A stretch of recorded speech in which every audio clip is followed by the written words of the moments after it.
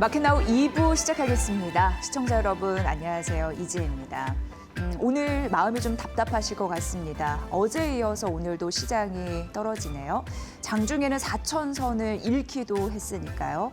그래도 그나마 다행인 것은 양시장이 2% 넘게 추가적으로 떨어졌다가 현재는 낙폭을 일부 줄이고 있다는 점입니다. 외국인은 파는데 그 물량을 개인이 받아주고 있는 그런 양상인데요. 바로 앵커 브리핑을 통해서 시장의 조정의 원인들 잘 알고 전략 저희가 마켓나우 2부에서 세워드리겠습니다.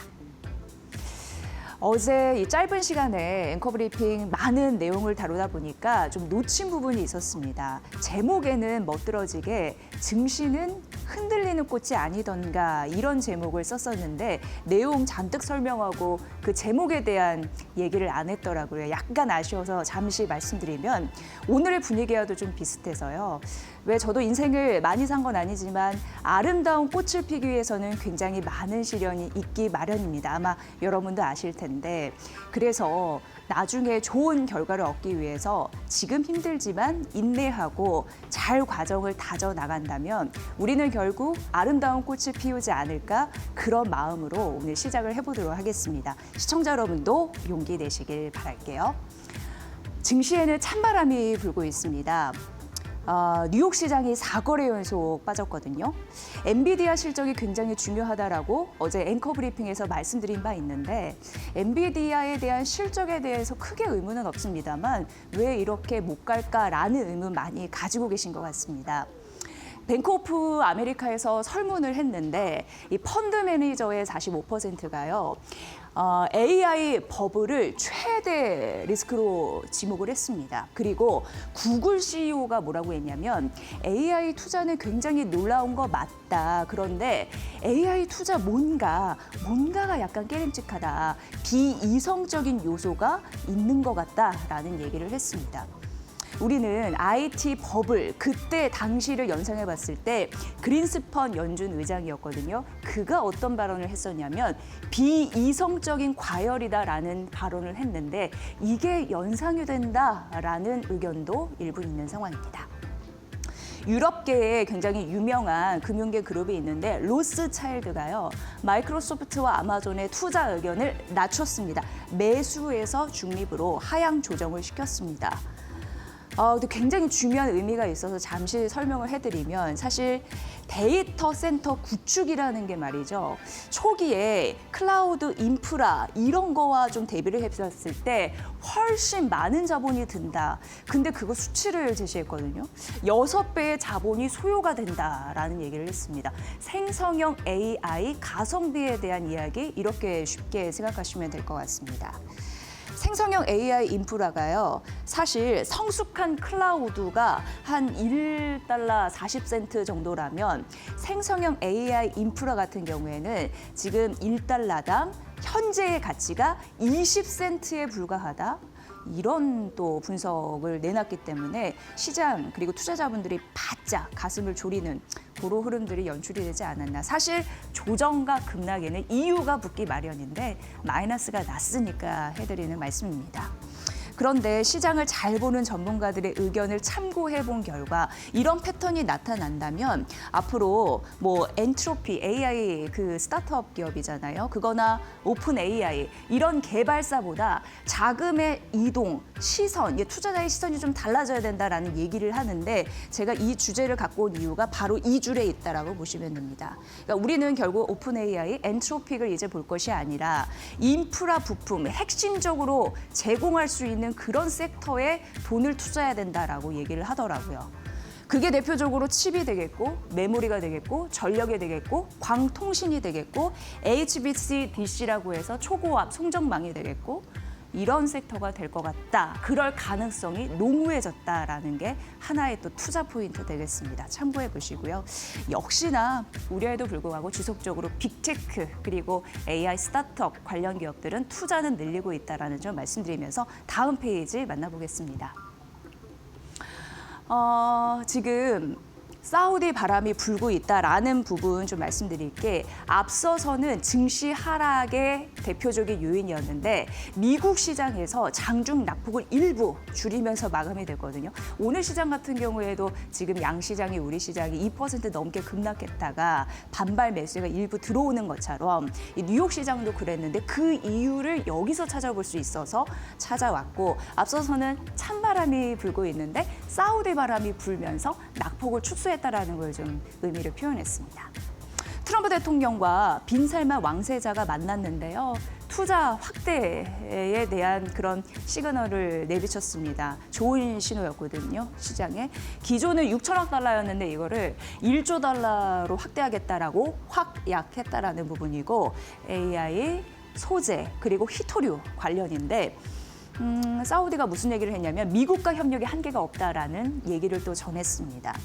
트럼프 대통령이 이렇게 되면 한 번쯤 사우디에 최첨단 칩 이런 부분을 공급할 수도 있겠죠. 실제로 그런 승인 협상에 대한 언급도 했으니까요. 이렇게 된다면 AI 투자가 확대가 되지 않을까라는 기대를 하게 되는 거고 이게 간밤 미국 증시 낙폭을 축소시켰던 원인이 됐다라는 점을 말씀드리겠습니다. 그래서 반도체주 중심으로 낙폭을 축소했다라는 얘기 나타나는 겁니다. 이 부분 보시고요. 다음 페이지 보면은 우리나라는 UAE 바람이 불었습니다. 이재명 대통령과 무함마드 대통령 양국 정상회담이 있었던 거 아시죠? 그런데 아랍에미리트에서 추진하는 약 29조 원 규모의 AI 인프라 구축 사업에 우리가 참여한다. 이런 이슈가 있었고요. 이렇게 되면은 우리나라와 아랍에미리트의 실질적인 경제 동맹국 이런 부분이 더 협력이 가속화되지 않을까 기대감을 갖게 하는 요소이고 그리고 이제 중요한 게 방산입니다. 약 22조 원 규모의 방산, 원전, 재생에너지 이런 부분으로 협력할 것으로 보이는데 어떻게 보면은 아랍에미리트의 우리나라의 그런 뭐 여러 가지가 녹여진 K-시티를 세울 가능성 이런 부분도 이제 논의가 되고 있는데 이렇게 되면 자연스럽게 K 기업들이 진출할 수 있는 거잖아요. 그런 모멘텀이 있습니다. 그렇게 따지면 29조 원, 22조 원, 51조 원 되겠습니다. 대통령실에서는 앞으로 UAE 관련해서 방산 누주가 늘 가능성이 높아졌다라는 얘기를 했습니다. 오늘 시장이 막 떨어졌을 때 앞으로의 자금 집행이 어느 쪽으로 이루어지고 수주가 어느 쪽으로 이루어지고 결국 튈 섹터는 무엇일까 고민하실까 봐 이런 이슈를 한번 가져와 봤고요. 다음 페이지 넘어가 보도록 하겠습니다. 오늘 뭐 별로 반등하는 섹터가 없기 때문에 장 초반에 로봇은 강했는데요. 좀 꼬리를 축 좀 내리는 흐름들이 있었습니다만 앞으로 고개를 확 쳐들을 그런 중요한 섹터이기 때문에 한번 다시 언급을 해드리면 엔비디아가 결속을 좀 전격적으로 하려는 모습을 보여주고 있습니다. 삼성전자와 AI 휴머노이드 개발을 이제 공식적으로 인정을 했고 우리나라 같은 경우에는 액추에이터, 그러니까 로봇 같은 경우에는 이제 관절이라고 보시면 됩니다. 그게 유연해야 뭔가 더 활동을 잘 할 수 있겠죠. 명령 체계도 잘 수행하고 어쨌든 액추에이터, 뭐 소프트웨어, 다양한 로봇을 연구하고 있는 상황인데 전신을 활용하는 로봇이나 태스크 중심의 AI 이런 부분을 빅테크와 공동 개발 앞으로도 가능할 것 같습니다. 엔비디아는 또 이런 얘기를 했습니다. 한국이 워낙 이제 제조 경쟁력이 뛰어나다 보니까 뭔가 잘 만들어내잖아요. 그러니까 AI의 제조국 되도록 돕겠다라는 얘기를 했고 데이터 센터의 설계도 공유하겠다라는 얘기를 했습니다만 어찌됐건 우리나라에 관심을 가지는 글로벌 기업들이 좀 많아졌으면 하는 바람 그리고 로봇은 사실 시장을 이끌어갈 수 있는 가장 강력한 섹터 중에 하나라고 전문가들도 얘기했기 때문에 여러분께 말씀드리는 바입니다. 자, 그럼 10시 8분 지나고 있는데요. 증시 상황 보고 나서 브리핑 이어가겠습니다. 네, 우리 시장 출발한 지 1시간가량 지났습니다. 장중에 코스피, 코스닥은 2% 넘게 빠지기도 하면서 낙폭을 키웠었는데 그래도 현재 시간 기준으로는 어느 정도 반발 매수세가 유입이 되면서 약 1%대 하락폭을 가져가고 있는 상황이고요. 장중에 3,990선까지 내려놓기도 했던 코스피였는데 현재 시간 기준으로는 그래도 이를 지켜내고 있습니다. 3,920포인트 선에서 움직이는 코스피입니다. 업종별 종목별 상황도 자세히 살펴보시죠. 트레이딩 뷰를 통해서 관련해서 열어보겠습니다. 일단 최근 들어 미증시에서 AI 거품론이 뜨겁습니다. AI가 지금 계속해서 고점이라는 평가가 나오면서 관련주들의 낙폭이 깊은 모습을 미증시에서도 보여주고 있는데 이러한 영향 한국 증시도 똑같이 받고 있습니다. 오늘도 어제에 이어 삼성전자와 SK하이닉스가 하락하고 있고요. 추가적인 하락, 오늘 삼성전자 1.84%가량 하락 중입니다. SK하이닉스도 2%대 밀리는 모습 보여주고 있는데 최근 들어서 엔비디아의 실적 발표를 앞두고 계속해서 지지부진한 움직임 보여주고 있는 반도체주고요. 그간 10월 달에 반도체 중심의 랠리가 펼쳐졌었는데 최근 들어서는 가치주 중심의 랠리가 이어지고 있는 상황입니다. 반도체가 쉬면서 오늘 은행주 쪽으로 그래도 매수세가 들어오고 있는 상황인데요. KB금융지주가 0.57%가량 상승, 신한금융지주도 0.85%가량 상승입니다. 우리금융지주, 하나금융지주까지 오늘 은행주 쪽으로 약 1%가량 상승세가 연출되고 있는 상황입니다. 미증시와 비슷한 흐름을 보여주고 있는데 지금 성장주보다는 가치주 쪽으로 상승세가 강하게 붙고 있는 모습, 지수 대비해서 좋은 모습을 보여주고 있는 한국 시장이고요. 지금 코스피 안에서 통신 관련주들도 좋은 모습 보여주고 있는데 LG U+라든지 KT 관련 종목들 상승하는 모습 보여주고 있다라는 점 짚어드리도록 하겠습니다. 그리고 오늘 시장에서 눈에 띄는 건요. 화장품주입니다. 화장품주, 여행주. 일단 지금 한일령에 대한 영향을 어제에 이어 오늘도 강하게 받고 있는 코스피인데요. 코스피, 코스닥, 일제히 관련주들의 상승세가 눈에 띕니다. 지금 APR 3% 넘게 오름세고요. 아모레퍼시픽도 2.75%가량 튀어오르는 중입니다. 일단 계속해서 중국과 일본의 관계가 악화되고 있는 상황입니다. 이에 대한 실마리는 아직 나오지 않은 상황이고요. 이에 따라 일본으로 가는 티켓, 중국에서 일본으로 가는 티켓이 약 49만 장가량 취소됐다라는 소식도 어제자로 들려드렸었죠. 여기에 한국이 인기 관광지 1위에 등극했다라는 소식도 나왔습니다. 이에 따라 지금 일본으로 가는 관광객들이 일제히 한국으로 올 것이라는 예상이 나오고 있는 상황이고요. 여행주, 항공주, 그리고 화장품주까지 관련된 섹터들 일제히 튀어오르는 모습 연출되고 있습니다. APR, 아모레퍼시픽까지 일제히 오름세고요. 관련주들 주가 흐름 함께 체크해 보시죠. 오늘 은행주 그리고 화장품주 튀어오르는 가운데 그간 강세를 보였던 조선, 방산, 원전, 반도체까지 일제히 쉬어가고 있습니다. 지금 보시면 2차 전지주까지 일제히 빠지고 있는데 조선주들 하나오션 2.82%가량 하락이고요. HD 현대중공업도 2%대 하락, 삼성중공업도 1%가량 빠집니다. 방산 관련해서는 장 초반만 하더라도 상승세를 보였습니다. UAE와 이 방산 관련 MOU를 맺었다라는 소식에 관련된 종목들 일제히 오름세였는데 특히 한국항공우주는 장 초반 2%가량 상승세를 보이기도 했습니다. 다만 지수가 큰 폭으로 하락하면서 방산주 쪽으로 하락하는 모양새가 나왔고요. 지금 한국항공우주 이 오름폭을 모두 다 축소하면서 5%가량 하락으로 전환이 된 상태입니다. 하나 에어로스페이스도 0.65%가량 하락이고요. 마찬가지로 UAE와 또 원전 관련 MOU도 체결했습니다. 다만 두산 에너빌리티 오늘 2%대 하락하면서 관련된 모멘텀은 지금 붙지 않고 있는 모습 체크되고 있는 상황입니다. 오늘 코스닥 시장도 그렇고 코스피 시장도 그렇고요. 가장 눈에 띄는 섹터는 로봇 테마입니다. 오늘 현대모비스 1.1%가량 오르고 있고 안에서 두산 로보틱스도 급등하는 모양새 연출되고 있다는 점 짚어드리도록 하겠고요. 오늘 정제마진 개선 속에 SO일 4분기 실적에 대한 기대감 여전히 붙고 있는 상황입니다. 주가 마찬가지로 3.73%가량 오르면서 오늘 지수 코스피 안에서 거의 가장 큰 상승 탄력이 S51 쪽으로 붙고 있다는 점까지 짚어드립니다. 오늘 전반적으로 기존 가치주, 통신이라든지 은행 이렇게 배당이 많은 종목들 위주로 상승 탄력이 붙고 있는데 KT, SK 지금 1%가량 상승 탄력 붙고 있는 점도 확인되고 있고요. 다만 반도체, 조선, 방산, 원전 같은 그간 급등세를 연출했던 종목들은 쉬어가는 모습 보여주고 있습니다. 코스닥 시장은 어떨까요? 코스닥 시장도 열어보시죠. 오늘 코스닥도 비슷한 흐름 보이고 있습니다. 일단 전반적으로 제약바이오, 반도체 소부장 일제히 쉬어가고 있고요. 지금 보시면 빨간불 켜면서 하락하는 종목들이 압도적으로 많은 상태입니다. 코스닥 시장 안에서 약 1,000개의 종목이 하락하고 있는 것으로 판단되고 있고요. 로봇주들은 그 안에서 굉장히 좋습니다. 오늘 로봇주들의 튀어오르는 모습이 정말 눈에 띄는데 SPG가 10% 넘게 튀어오르고 있고요. 하이젠 R&M도 2%대 상승, 레인보우 로보틱스도 2%가량 오름세입니다. 오늘 장중에 두 자릿수 급등세를 보이기도 했는데 지금 오름폭을 조금은 줄이긴 했지만 그래도 여전히 지수 대비해서 좋은 모습 보여주고 있는 로봇주들이고요.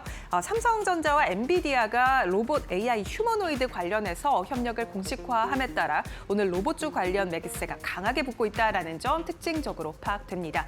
오늘 그리고 화장품주가 정말 좋은데 코스피에서도 야모레퍼시픽 같은 종목들 좋았었죠. 코스닥 안에서도 실리콘2 3% 넘게 오름세고요. 관련된 종목들 일제히 오르고 있다는 점까지 체크해 볼 수 있겠습니다. 오늘 여행주도 좋은데 노랑풍선 같은 종목들 여전히 어제에 이어 오늘도 두 자릿수 급등세 연출 중입니다. 오늘 일단은 테마성 움직임이 짙고요. 그리고 기존 가치주들 위주의 상승세가 눈에 띄는 하루인데요. 오늘도 역시나 반도체주는 쉬어가고 있습니다. 내일 새벽에 나오는 엔비디아의 실적 잘 주목해 보시기 바랍니다. 양 지수 상황은 어떨까요? 지수 상황 바로 열어보시죠.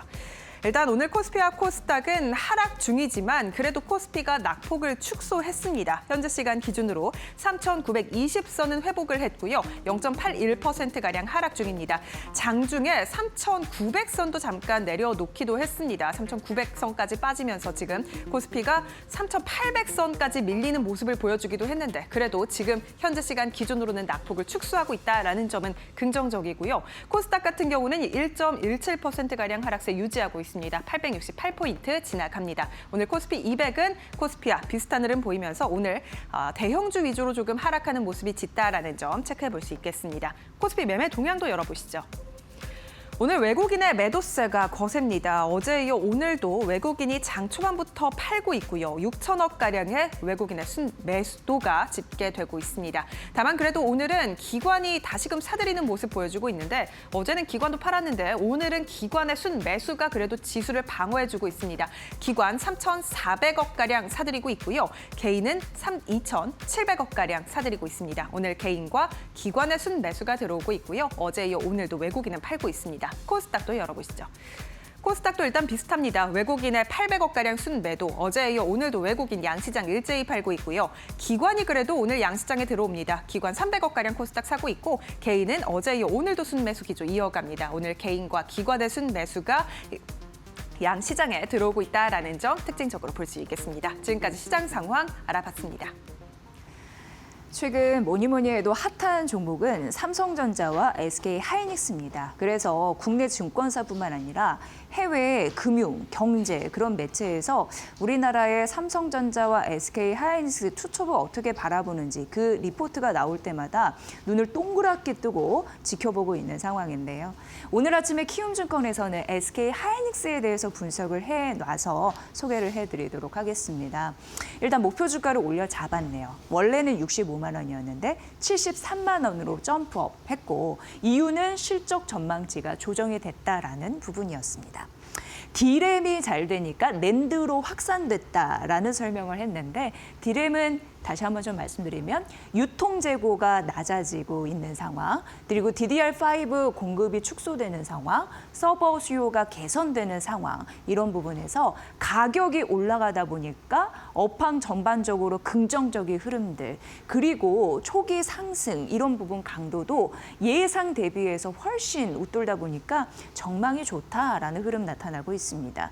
물론 D램이 급등을 하면서 가격이 올라가면서 PC 그리고 스마트폰 수요가 혹시 둔화되지 않을까. 왜냐하면 원가 부담 때문에 그럼 업체들이 사실상 마진 압박이 있지 않을까라는 우려가 있다라는 건 안다라고 얘기를 했습니다. 그럼에도 불구하고 주가를 올릴 수밖에 없는 결정적인 이유는 단기적으로 가격 부분, 가격 상승에 대한 실적 반영 부분, 그리고 컨센이 이렇게 상향되는 데 대한 주가 모멘텀이 강력하기 때문에 안 올릴 수가 없다라는 근거를 제시했습니다.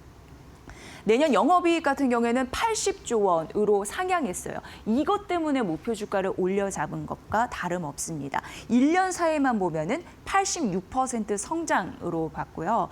범용 메모리 가격 전망을 상향한과 더불어서 내년 1분기 같은 경우에는 원래는 계절적으로 비수기입니다. 그럼에도 불구하고 영업이익이 17조 이상 바라봤는데 전망치가 14조 후반대였거든요. 그러니까 훨씬 높게 나올 가능성 내년 1분기에도 있다라고 보여진 거예요. 그래서 영업이익 80조가 될 가능성이 높아진 거죠. 그리고 낸드 같은 경우에는 기업용 SSD, 저장 장치 이런 부분의 수요가 증가하고 가격이 또 따라 붙으면서 수익이 좋아질 것이다라는 부분입니다. 키움증권에서는 어쨌든 이런 흐름으로 SK하이닉스의 목표 주가를 올림과 동시에 역시나 반도체 업종 탑픽을 유지한다라고 제시했으니까 참고해 보시면 될 것 같습니다. SK하이닉스를 믿으신다면 이 종목도 바라봐야 된다라고 하면서 DB금융투자가 오늘 아침에 리포트를 내놨는데요. 바로 SK스퀘어 되겠습니다. 목표 주가는 35만 4천 원으로 올려 잡았습니다. 크게 두 가지입니다. SK스퀘어를 좋게 보는 이유는 SK하이닉스가 첫 번째고 두 번째는 주주 환원에 대한 니즈가 있기 때문에 이렇게 나눠서 좀 설명을 드리겠습니다. SK하이닉스가 잘 되다 보니까 지분법, 이익이 증가했습니다. 그래서 3분기 영업이익 같은 경우에도 세 자릿수 1년 사이에 127% 늘어난 흐름들이 나타났고요. 그렇다면 SK하이닉스 제외하고는 어떨까라고 뜯어봤더니 영업 적자 규모, 그러니까 적자 폭이 축소가 됐다라는 결과가 있었고 티맵 모빌리티가 있습니다. 고마진 사업부가 있는데 데이터 사업이에요. 여기 매출이 올랐습니다. 영업이익이 개선됐습니다. 11번가 같은 경우에는 직매입 고수익 상품 비중이 확대가 되면서 역시나 비슷하게 영업 적자 폭이 개선이 됐다. 그래서 어쨌든 SK하이닉스 잘해주기 때문에 앞으로 주가 상승의 모멘텀이 있다라는 부분이었고요. 주주 환원도 사실 23년부터 적극적인 행보를 보이면서 좀 신뢰를 얻는 행보들이 나타났습니다. 이미 4월부터 9월 올해였는데요. 1,000억 원 자사주 매입을 해서 24일 이제 소각 앞두고 있거든요. 요 일정이 있고 그리고 신규입니다. 14일부터 지난 14일을 말씀드리는 건데요. 1,000억 또 한 번 신규 매입을 했습니다. 그런 걸 시작을 했고 주주 환원에 대한 재원 앞으로도 뭐 돈이 있어야 내놓을 거 아니에요. 그런 재원이 확보가 될까요? 여기에선 예스라고 얘기하는 게 현금도 있고요. K쉴더스라고 보안업체 아시죠? 거기 매각대금 있고 SK하이닉스의 배당금 있고 이런 부분을 다 더해보니까 1조 2천억 원 정도로 확보했다고 합니다. 그래서 내년에 재원이 빵빵하니 추가적으로 더 드릴 수 있어요. 이런 얘기를 하고 있습니다. 비핵심 자회사를 매각하면서 포트폴리오를 정리 중입니다. 여러분 그 음악 듣는 스트리밍 컨텐츠 그 업체 플로우 아시죠? 그거를 담고 있는 드리머스 컴퍼니가 있는데 거기 303억 원 매각 이슈 있고요. 인크로스 여기 이제 플랫폼인데 36% 정도 매각. 여기에서 한 392억 원 매각 자금 나올 것으로 보이고요. 11번과 같은 경우에는 자회사가 떠안게 됐습니다. 자회사 SK 플래닛 100% 인수 이런 이슈가 있어서 포트폴리오도 정리하고 있습니다. 이 부분은 참고사항이고요. 어쨌든 SK스퀘어가 더 간다에 베팅하는 이유는 든든한 SK하이닉스 그리고 주주 환원이다라는 점 말씀드립니다. 다음 페이지 넘어가 보면요.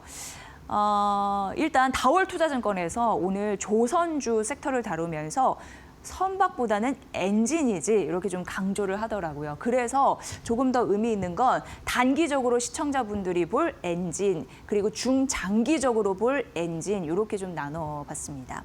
일단 조선보다 엔진을 제한하는 이유가 있더라고요. 왜냐하면 신조선가 그러니까 배 가격이죠. 이게 작년 가을 이후 약보합권을 보였는데 그럼에도 불구하고 엔진 가격은 지속적으로 강한 탄력을 비췄다라는 부분인데 물론 상승 탄력을 굳이 따지자면 둔화는 됐습니다만 환율 효과가 상쇄를 하고 있기 때문에 그리고 어쨌든 신조선가보다는 엔진가가 더 낫다라는 의미에서 이렇게 표현을 했습니다. 그래서 내년하고 2027년까지 이익 성장폭을 개선해 보니까 엔진이 조선보다 강하다라는 결론에 이르렀대요. 그래서 단기적으로 볼 탑픽은 한화 엔진입니다. 결국. 한화 엔진 같은 경우에는 2027년부터 28년까지 실적을 상향시켰는데 지금 막 조정받고 있잖아요. 근데 어쨌든 조정 이후에 상승 여력이 60%나 된다라는 얘기를 했습니다. 그리고 이제 중요한 게 중국 쪽이에요. 중국 모멘텀이 있는데 조선 사양 수주가 재개가 되는데 내년과 그리고 그 이후에 올해 연말과 내년 상반기까지 중국 컨테이너 타임 쇼타임이 진행이 될 것이다. 이렇게 얘기를 했습니다. 사실 미중 이 관계가 안 좋아지면서 뭐 압박을 하면서 발주가 주춤하기도 했습니다만 이번에 관세, 이런 협상 타결 이후에 미국과 중국의 제재가 1년 유예가 된 게 있잖아요. 그 이후에 어쨌든 전후로 해서 중국 컨테이너선 발주 이런 부분에 대해서 수주가 급등했다라는 흐름들 나타나고 있다고 합니다. 그래서 4분기, 내년 상반기로 갈수록 수주가 좀 급증하지 않겠느냐라는 가능성을 언급했습니다. 그리고요, 수주가 2조를 돌파를 했습니다. 이건 또 사상 최대, 또 경신입니다. 상반기 이런 액수 좀 적어놨고요. 어쨌든 4분기도 하나오션, 삼성중공업 쪽에서 수주를 해서 앞으로 긍정적인 흐름이 있을 가능성이 있다고 합니다. 자, 단기는 하나엔진인데 중장기적으로 펼쳐본다면 HD 현대마린 솔루션 되겠습니다. HD 현대마린이 되겠습니다. HD 그 한국조선해양에서 중형 엔진 수주를 확대하고 있는 흐름들이 나타나고 있는데 이제 상반기 수주가 4,536억 원인데 작년 대비해서 훨씬 잘 나온 흐름들 있는 상황이고요. 4분기 같은 경우에도 K조선, HJ중공업 그리고 HD 미포 이런 계약이 또 붙었습니다. 그게 한 1,623억 원 있습니다. HD 현대 그런 물량이 좀 빵빵하게 좀 받쳐주고 있는 그런 양상 나타나고 있는데 캡티브 기반의 성장이 지속되고 있다는 건 내부 회사에서 내부 물량을 주는 것과 좀 다름없거든요. 그러니까 HD 현대그룹의 물량 이런 부분으로 좀 든든하게 먹거리가 있다라는 얘기를 하는 것 같습니다. 힘센 엔진이라고 중대형 이제 선박의 엔진이라고 보시면 되고 터보차저는 선박용 엔진의 그 가속시키는 핵심 부품이라고 보시면 되는데 그 국산화도 진행 중이거든요. 그러면서 이게 국산화되면 원가 경쟁력을 확보하는 거잖아요. 그러니까 어쨌든 이 부품 쪽에서도 턴 어라운드 될 만한 요소가 있어서 이 종목을 긍정적으로 바라본다라고 얘기했습니다.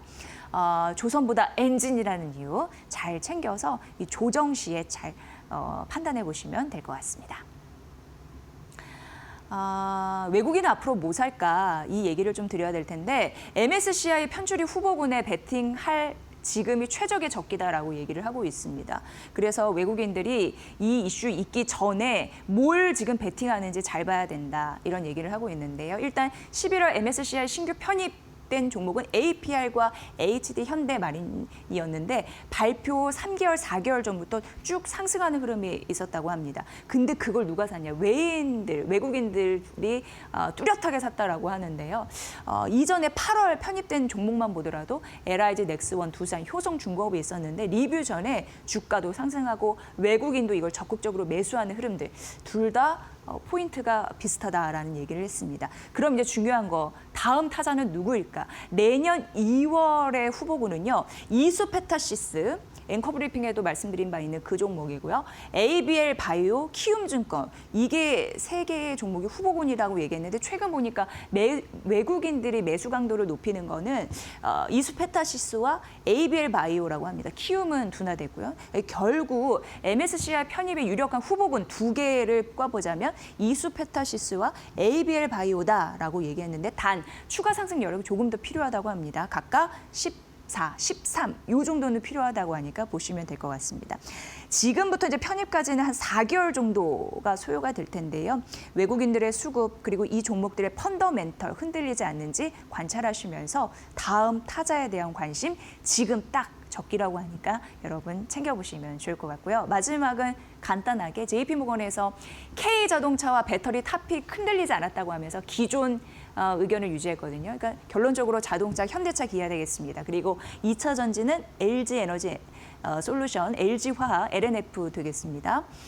지금 우리나라 기업이 중국산 배터리의 규제 강화, 이거 미국 쪽에서 이러기 때문에 시장 점유율을 확대할 수 있는 절호의 기회라고 얘기를 했고, 다만 이제 우리가 중국산 원자재 이런 의존도는 높기 때문에 요거는 좀 있고, LG 에너지 솔루션 다시 한번 강조한 게 전기차 수요가 둔화되고 있습니다만 ESS로 빠르게 전환하면서 속도를 올리기 때문에 피치를 올리기 때문에 이건 긍정적이다라고 다시 한번 좀 강조했는데요. 어쨌든 탑픽이 흔들리지 않았다라는 점 JP모건의 의견까지 전해드렸으니까 참고해 보시길 바라겠습니다. 네, 오늘도 떨어지지만 장중 저점에서는 좀 고개를 들고 있는 모습입니다. 이난희 파트너님과 함께 시장을 좀 잘 짚어드리도록 하겠습니다. 파트너님 반갑습니다. 네, 안녕하세요. 네, 어떻게 용기를 잃지 않고 오늘 시장을 견딜 수 있을까요? 주식은 사이클이잖아요. 그 당연히 거쳐가야 되는 과정인데 이제 이럴 때 이제 보면은 시장이 살짝 이렇게 조정을 보는 우리가 이제 큰 그림을 그리면은 이미 보세요.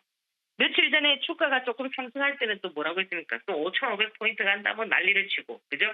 주가가 조금 밀리면 또 그죠?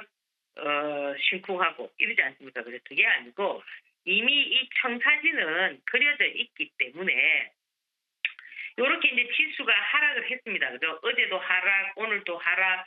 근데 이제 오늘 조금 다른 점은 뭐냐면 기간이 조금 받쳐주고 있습니다.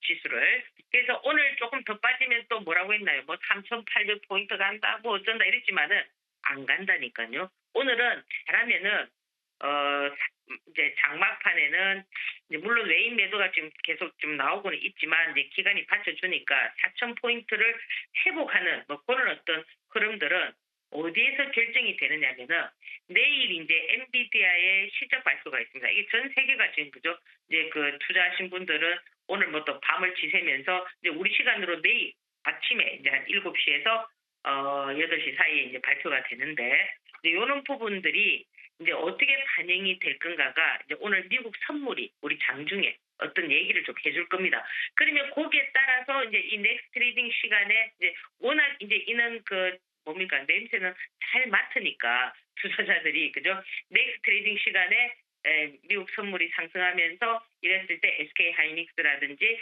삼성전자라든지 이런 종목들이 좀 시장을 좀 주도하는 오늘 지금 밀려 있지만 그래서 좀 더 탄력성 있는 움직임을 보인다면은 내일은 또 반등을 할 수가 있거든요. 그래서 지금 시장이라는 것이 한없이 빼는 것이 아니고요. 그리고 지금 시장이 빠지고는 있지만 종목들의 흐름들은 어떠냐면은 각자 막 움직이고 있단 말이에요. 어제도 지금 보면은 노란 풍선을 비롯해서 그죠 지금 중국과 일본의 어떤 갈등 관계로 인해서 이제 우리가 이제 수혜를 입을 수 있는 그런 어떤 얘기들이 나오면서 여행주라든지 뭐 화장품 뭐 이런 애들이 지금 움직이고 있잖아, 그죠? 그러면 결국 이거는 뭐냐면 시장이 죽지 않았고 그죠 시장이 이런 종목들이 조정을 보고 있을 때 그죠 또 다른 종목이 대체해서 움직일 수 있다라는 거는 굉장히 긍정적인 시장이란 말이에요. 그래서 그러면 이제 자기의 어떤 투자 방법을 생각해야 되겠죠, 그죠? 나는 좀 추세를 보면서 그죠 시황에 맞는 이런 어떤 지수와 관련돼 있는 종목을 좀 하는 그런 어떤 매매 방법이다. 이러면 어떻게 하셔야 되겠습니까? 반도체를 좀 보셔야 되고 오늘 반도체가 좀 주춤하니까 그 틈새로 지금 많이 하락을 했던 로봇 관련 종목들이 오늘 넥스트 트레이딩 시간을 필두로 해서 어제 넥스트 트레이딩 저녁 시간에 그 뭐 똑같은 재료가 레인보우 로보틱스가 재료가 똑같은 재료가 나왔잖아. 엔비디아와 삼성전자가 협업해서 그 휴머노이드 로봇 어떤 얘기들이 나왔잖아, 그죠? 그런 것들이 또 넥스트 트레이딩 시간에는 반영이 된단 말이에요. 장중에는 반영이 되지 않는데 그 이렇게 이제 여러분들의 그 포지션을 잡으란 말이에요. 나는 시황에 맞는 어떤 걸 하겠다면 오늘 반도체 종목 많이 밀려 있는 삼성전자나 SK 하이닉스 이와 같은 종목들을 좀 참고하셔야 되고 나는 그렇지 않다. 개별 종목으로서 오늘 하루 움직이는 종목을 승부를 보겠다면은 약간 세력형의 종목, 이제 흔히 우리가 보면 약간 그런 종목들을 뭐 표현을 좀 그죠 잡주라는 이런 표현을 하는데 그런 종목들은 어떻게 보셔야 되냐면은 여러분들이 멀리 보는 것이 아니고 그런 것들은 지수가 또 상승하게 되면 어떻게 되느냐면 하락한단 말이에요. 그래서 그런 어떤 발빠른 매매를 할 수 있는 그런 분들께서 트레이딩 방법을 찾는 그런 어떤 여러분들의 좀 지혜가 필요한 시장이다. 그러니까 주가가 빠진다고 그죠? 뭐 이렇게 하는 것이 아니라 이렇게 빠질 때는 내일은 반등을 할 거니까 내가 어떤 포지션을 잡고 그러면 내가 요즘 현금이 있으니까 어떻게 하고 그죠? 그런 전략들이 필요하지 않겠나 저는 이렇게 생각을 합니다. 그래서 절대 지금 시장은 힘든 시장도 아니고 어려운 시장도 아니고 뭡니까? 돈만 있으면 되는 그런 시장이다. 이렇게 말씀을 드립니다. 자, 오늘도 성공 투자하시고요. 행복한 하루 되시기 바랍니다. 네, 따뜻한 조언 감사드립니다. 이난희 파트너님 말씀해 주신 대로 저희 시장 잘 관찰해 보겠습니다. 고맙습니다. 예, 감사합니다. 네. 이난희 파트너님이 말씀해 주신 대로 오늘 반도체 흐름과 외국인 수급의 흐름 중요한데요. 바로 이어지는 코너에서 그 전략 이어서 살펴드립니다. 잠시만요.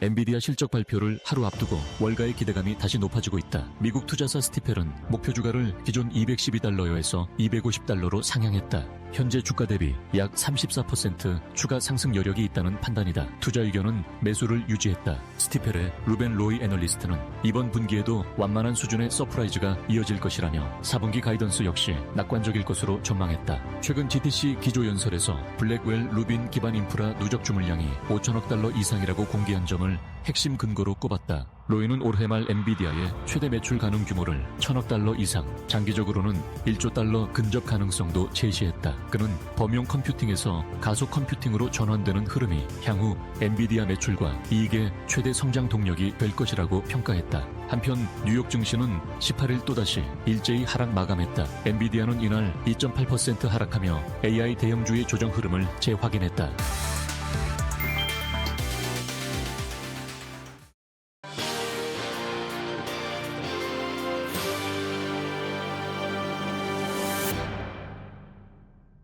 그래도 시장이 버티고 있습니다. 오늘 장중 저점은 3,854 코스피였거든요. 근데 지금 일정 부분 회복을 하면서 3,928선까지는 올라왔습니다. 4,000 안착, 신고식이 좀 매섭습니다.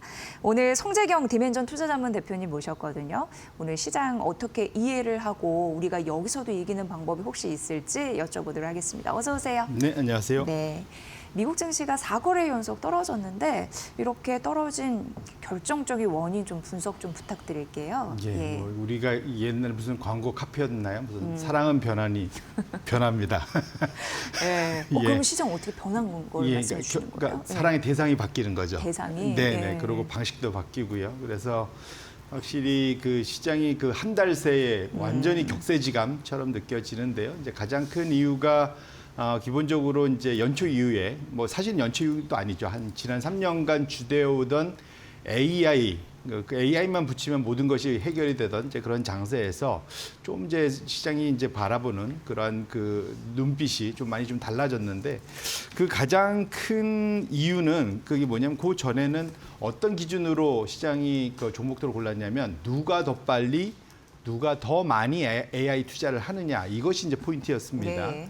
근데 그게 한 달 사이에 급격하게 변화를 줬는데 이제는 누가 AI 투자로 돈을 벌 것인가. 그러니까 결국 진짜 돈을 빚내서 막 계속 투자하는 것이 아니라 그래서 이제 이전에는 공격적으로 빚을 내서라도 AI 투자를 많이 빨리 하는 데들을 주가를 엄청나게 끌어올리면서 상당히 후한 점수를 줬었다면 지금은 그렇게 빚을 내갖고 과연 너 나중에 뒷감당이 되겠어? 계속 이런 생각을 하면서 네. 적당히 빚을 내더라도 그것이 내가 벌어들이는 소위 이익, 영업현금 흐름 안에서 해결이 돼야 돼라는 이제 전제로 상당히 뭐랄까 이제는 좀 너그러운 시선에서 깐깐한 시선으로 좀 많이 바뀌었다 보셔야 될 것 같은데요. 차트를 혹시 열어봐 주시면 지금 한 달 새에 천당과 지옥을 오간 회사가 있습니다. 대표적인 AI로 각광받던 종목인데 저 왼쪽에 보시면 이게 오라클? 예, 오라클입니다. 네. 1월부터 이게 10월 중순까지의 차트인데요.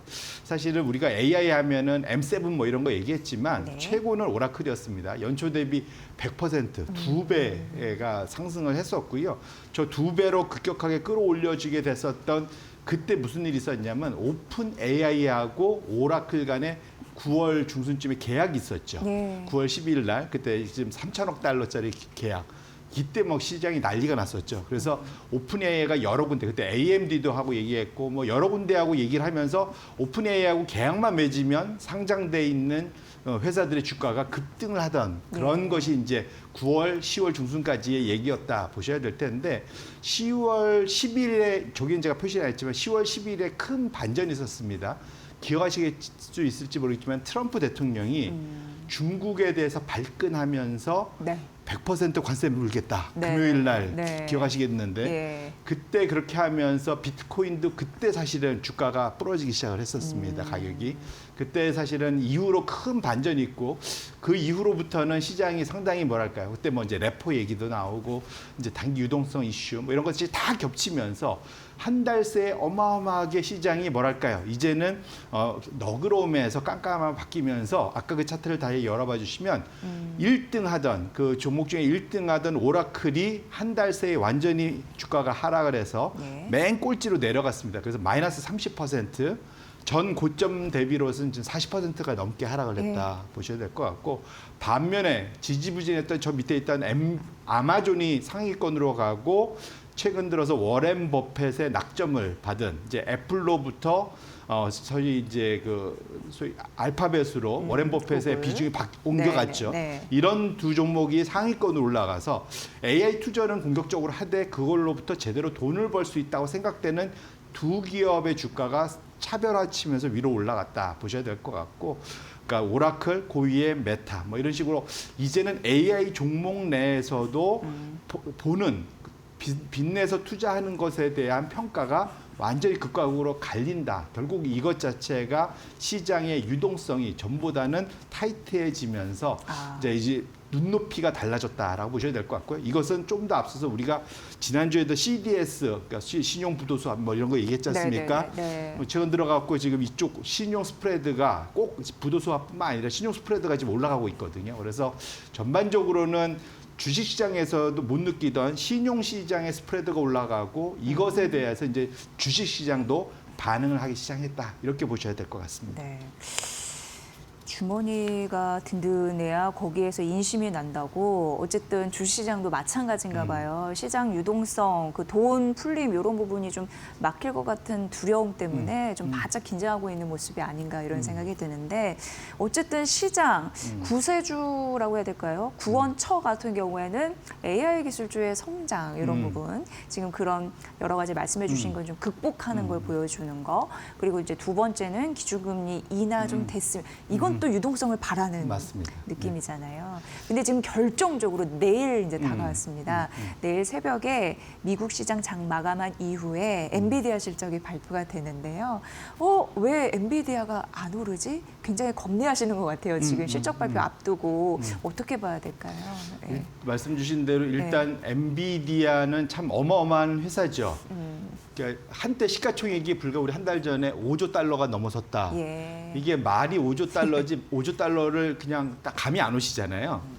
숫자를 이게 셀 수도 없고, 이 제일 쉽게 이해하시면 우리나라 주시장 전체 합친 거에 2개를 합쳐야만 엔비디아가 된다. 이렇게 보시면 될 것 엄청난 같고요. 기업인 건 맞습니다. 예, 그만큼 사실은 영향력이 있고. 맞습니다. 그러다 보니까 이게 왕관의 무게를 견디는 게 결코 이제 쉽지는 않은 거죠. 예, 그러다 예. 보니까 이게 이제 드디어 이제 뭐랄까요, 이제 소위 그러니까 사람들이 이전에는 우러러보다가 이제 꼼꼼하게 따지기 시작했다 보셔야 될 것 같은데, 그러다 보니까 지금 최근 들어서 이제 이번에 사실은 실적 발표에 대해서 초미의 관심인데, 아무도 엔비디아의 실적이 결코 시장의 기대를 못 미칠 거다라는 생각하는 사람 아무도 없습니다.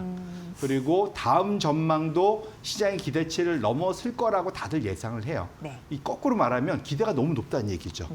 여전히 우상향할 거다 생각하고 있는데 이거를 완전히 넘어서지 않으면은 사실은 이제 시장의 투자자들이 좀 뭐랄까요 만족하기가 어려울 정도로 이런 거죠. 사실은 이게 뭔가 자극이 계속되면 더 큰 자극을 줘야만 되는 거잖아요. 네. 근데 영원히 클 수는 없기 때문에 그 자극에 상당히 좀 둔감해지는 상황이다 보셔야 될 것 같고요. 두 번째로는 지금 상황에서는 저는 개인적으로 엔비디아 실적 발표 전후로 시장이 엄청나게 급등할 거냐 그럴 가능성은 저는 그렇게 높게는 보지 않습니다. 야, 실적 나와도요? 네, 오히려 변동성이 좀 작아지는 것을 저는 기대한다. 말씀드리고 같은 큰 이유는 워낙 그러니까 미국에서도 압도적인 회사고 전 세계적으로도 큰 회사이기 때문에 이 회사가 전과 같이 계속 매 분기 실적 발표 때마다 급등세를 보인다. 만만한 일은 아니다 좀 보셔야 될 것 같고 오히려 이제 변동성만 줄이면 좋을 것 같다 그거고요. 더 큰 거는 사실은 9월 달에 오픈AI가 돌아다니면서 한 약속들 그것에 대해서 지금은 투자자들이 의심하기 시작했잖아요. 네. 과연 되겠어? 어젯밤에 마이크로소프트하고 엔트로픽 두 회사 간에 300억 달러 투자 계약이 나왔는데 네. 이 과거 같으면 지금 9월 달 같았으면은 마이크로소프트 5% 70% 올라가야 되는 그런 건데 어제 마이너스 한 2, 3% 빠졌어요, 오히려. 네. 무슨 말이냐면 과연 그들이 약속하는 저 돈이 과연 되돌아오겠어? 라는 거 첫 번째. 두 번째로는 내가 마이크로소프트도 이번에 사실은 엔트로픽에 투자하기로 했거든요. 너 자기가 투자한 거 되돌려 받으면 이거 약간 순환 매출인데 이거 그동안 시장이 걱정했던 거. 예, 그러니까 그거면 이거 우리가 과연 좋아해야 돼? 이제 이런 생각을 하는 거죠. 그래서 오늘 사실은 그러니까 내일 있을 그러니까 그 젠슨화에게 주어진 가장 큰 미션은 실적과 전망도 중요하지만 사실 제일 큰 거는 시장의 이런 의구심, 순환 매출에 대한 의구심을 어떻게 불식시키느냐. 사실은 그것이 제일 중요한 포인트고 그것에 어느 정도 성공하느냐 여부에 따라서 현재 시장의 변동성이 줄어들 거냐 다시 좀 지속될 거냐 여부가 결정될 거다 이렇게 보셔야 될 것 같습니다. 네. 엔비디아 실적 내일 이제 새벽에 나오는데 그거 실적 수치도 중요하지만 사실 이제 젠슨항 엔비디아 CEO가 어떤 얘기를 해서 시장이 의문점을 좀 잘 해소시켜 주느냐 그게 시장의 변동성을 줄여줄 수 있는 그 정도만 해줘도 그럼요. 땡큐다 이런 말씀을 해주셨네요. 그리고 시장이 이제 유동성 앞서 잠시 언급해 주셨던 12월 기준금리 인하 이거는 좀 멀어져 가는 거 아닌가 이제 우려감이 있는데 이거에 대해서 우리가 어떤 관점으로 바라보면 좋을까요? 예, 뭐 결론부터 말씀드리면 말씀 주신 대로 12월 달에 모든 투자자들이 당연시했던 네. 금리 인하는 이번에 연속으로 3번이다. 이것이 약간 좀 뭐랄까요. 그러니까 너무 이제 우리가 우물가에 가서 숭늉 찾은 격이 돼버렸습니다. 아까 10월 12일에 의도치 않은 트럼프발 비트코인 부러짐. 두 번째가 10월 29일 날 FOMC 때 파월이 12월 달 금리 인하를 기정사실화하지 마라.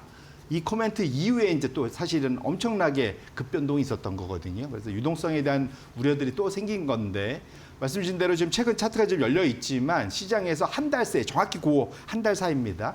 원래는 금리 인하 기대감이 이 선물 시장에서는 90% 이상에서 지금 40% 초반 어젯밤엔 또 살짝 올랐더라고요. 하지만 여전히 40%한 5, 6% 뭐 이 정도고 오히려 유지가 오히려 더 높아져서 57%, 56% 이렇게 되고요.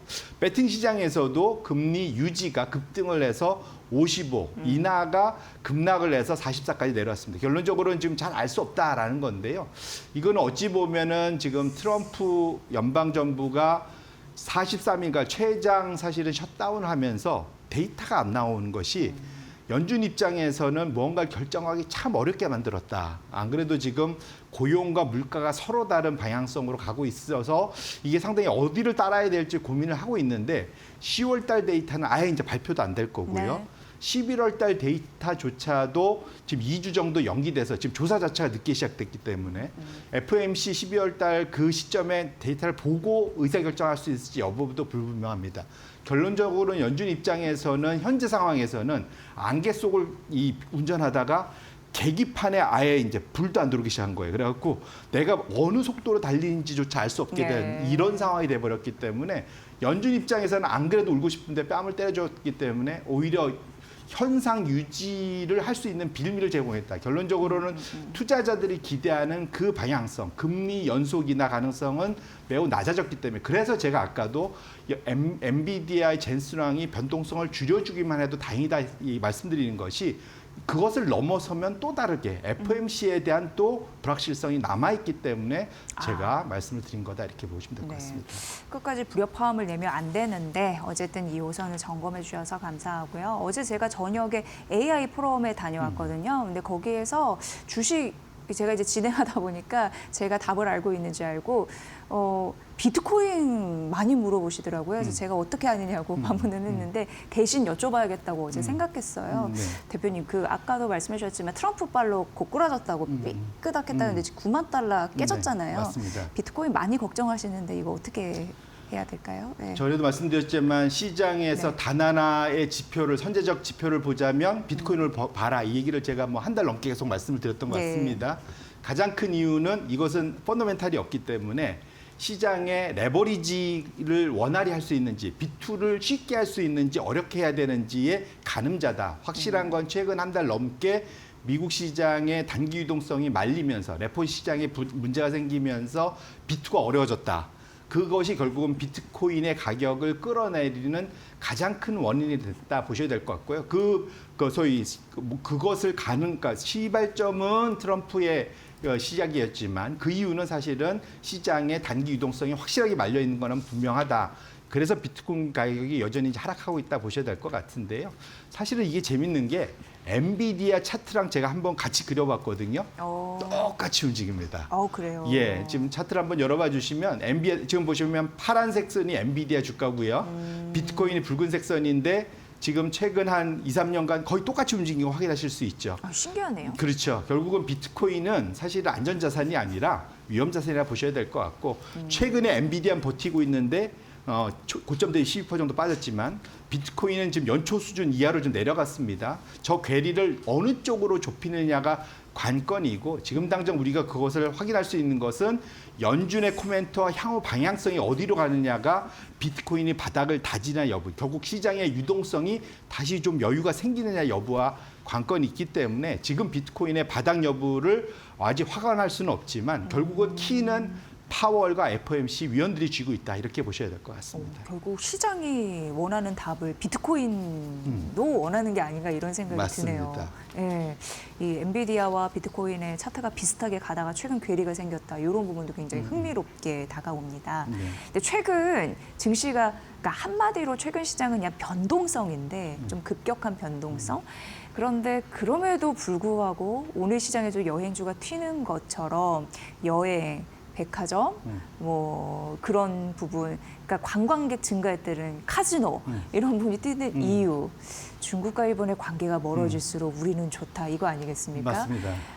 가장 핫한 섹터 뭐라고 보세요? 지금 네. 당장으로 봐서는 호텔, 여행사, 그다음에 이제는 화장품 지금 매개가 좀 옮겨 다니고 있죠. 네네네. 근데 다 좋을 것 같고요. 기본적으로 가장 큰 이유가 뭐냐면 다카이치 신임 총리가 약한 지지반을 끌어올리기 위해서 사실은 중국과의 갈등을 조장한 측면이 있습니다. 네. 덕분에 주말 동안 다카이치 총리의 지지율은 반등을 했지만 지속 가능성 입장에서는 일본에 따른 고민이 좀 깊어지고 있다. 그쵸. 가장 큰 이유는 네. 이제 한한령은 이제 사실상 사라졌는데 지금 한일령으로 그 자리를 대체하고 있다 보셔야 될 것 같고요.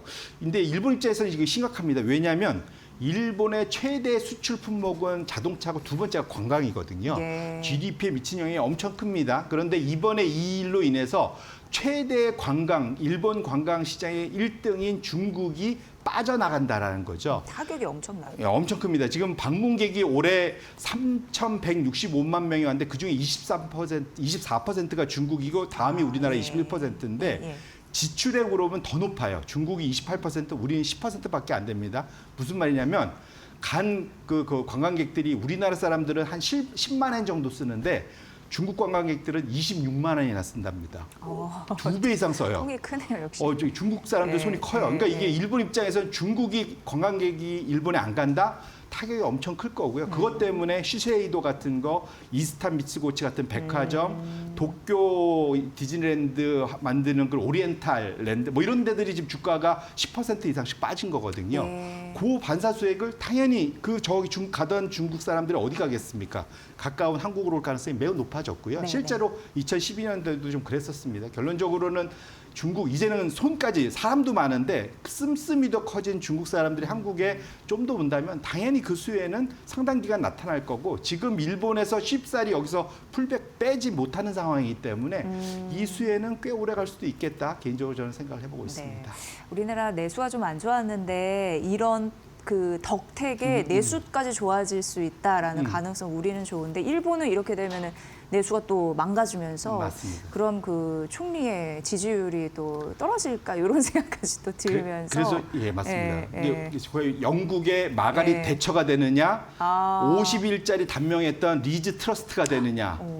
그래서 그 얘기가 나오거든요. 네. 저는 이대로 계속 가면은 최단명 총리가 될 가능성도 배제할 수 없겠다. 저 그렇게 생각하고 있습니다. 굉장히 고민이 좀 있을 것 같습니다. 맞습니다. 이래서 힘이 또 중요한 것 같습니다. 어쨌든 중국이 밀어붙이니까 일본 깨지고 우리는 살아나고 있는데 산업적으로 그런 대결 구도도 잘 생각해 보시길 바라겠습니다. 송재경 디멘전 투자자문 대표의 분석이었습니다. 잘 들었습니다. 네, 맞습니다.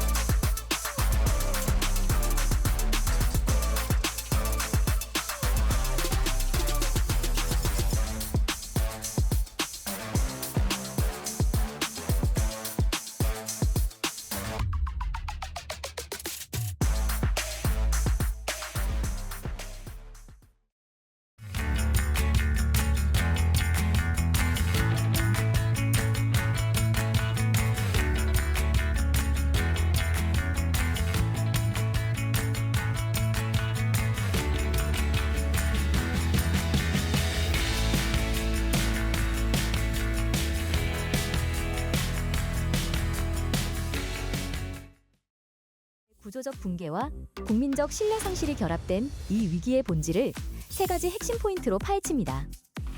첫 번째, 현장의 소진.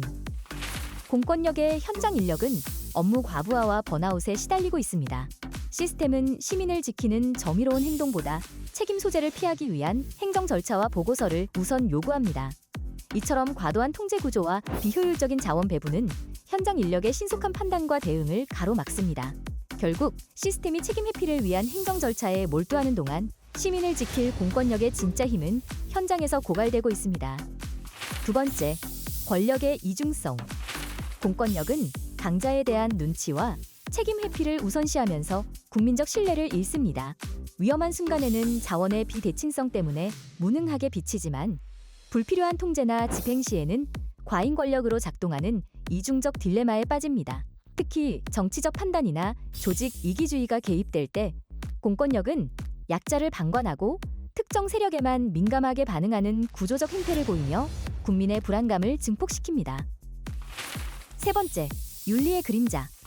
공권력 내부의 윤리적 붕괴는 신뢰 상실의 가장 큰 원인입니다. 내부 비리 연출, 조직 위신을 위한 은폐 시도가 공정한 업무 처리를 방해합니다. 공권력이 공공의 이익이 아닌 조직의 안정과 개인의 사적 이익을 우선시하는 순간 시스템은 정의의 수호자에서 신뢰 붕괴의 주체로 전락합니다. 이처럼 공권력 내부의 윤리적 그림자는 우리 사회의 근간인 법치와 정의의 가치까지 위협하고 있습니다. 우리는 시민의 안전을 지켜야 할 공권력의 내부 붕괴를 외면해 왔습니다. 정의와 책임이라는 공권력의 핵심 가치가 무너질 때 사회는 무질서로 향합니다. 무너진 공권력의 윤리와 시스템의 책임을 바로 세우지 않는다면 우리 사회의 안전망은 영원히 회복되지 않을 것입니다.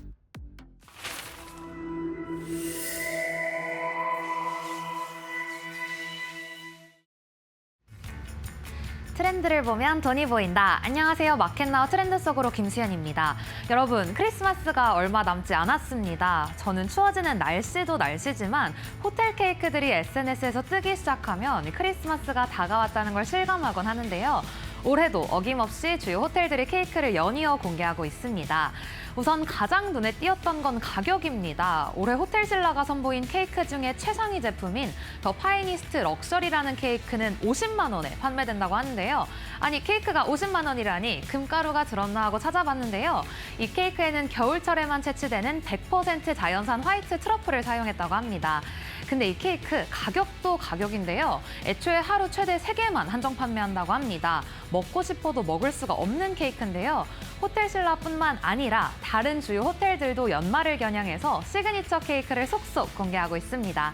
워커힐에서는 위미에르 블랑슈라는 초코 케이크를 38만 원에 선보였고요. 그랜드 인티컨티넨탈 서울 파르나스는 메리고라운드라는 케이크를 35만 원에 하루 50개 한정 판매한다고 합니다. 이 친근하지 못한 가격 때문에 시무룩하던 참에 인터넷에 찾아보니 올해는 호텔뿐만 아니라 프랜차이즈 업계도 고급화 대열에 합류했더라고요. 올해 스타벅스는 조선호텔과 협업해서 조선델리 스노우맨 케이크를 내놨는데 가격은 99,000원이라고 합니다. 앞에 있는 호텔 케이크 가격을 듣다 보니 가격 감각을 상실했는지 싸 보이는데요. 하지만 이렇게 무작정 비싼 가격을 뭐라고 할 수는 없습니다. 이러한 프리미엄 케이크 대전 뒤에는 디저트플레이션의 그림자가 짙다고 하는데요.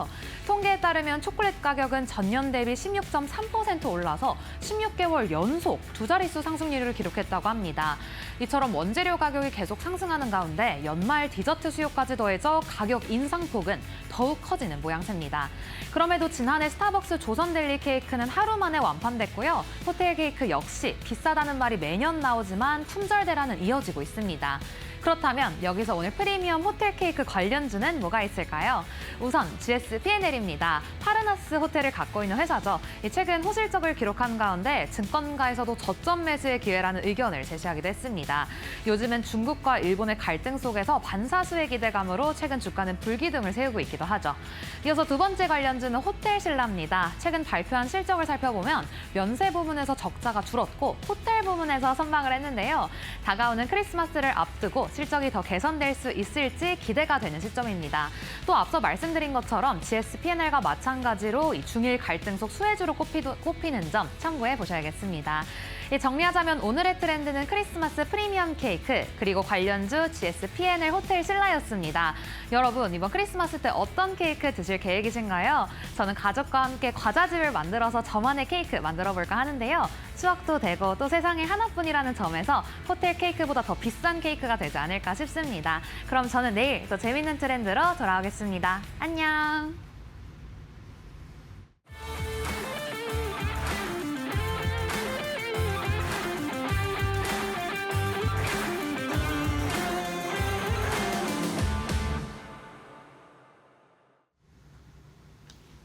안녕하세요. 마켓마블 신일섭입니다.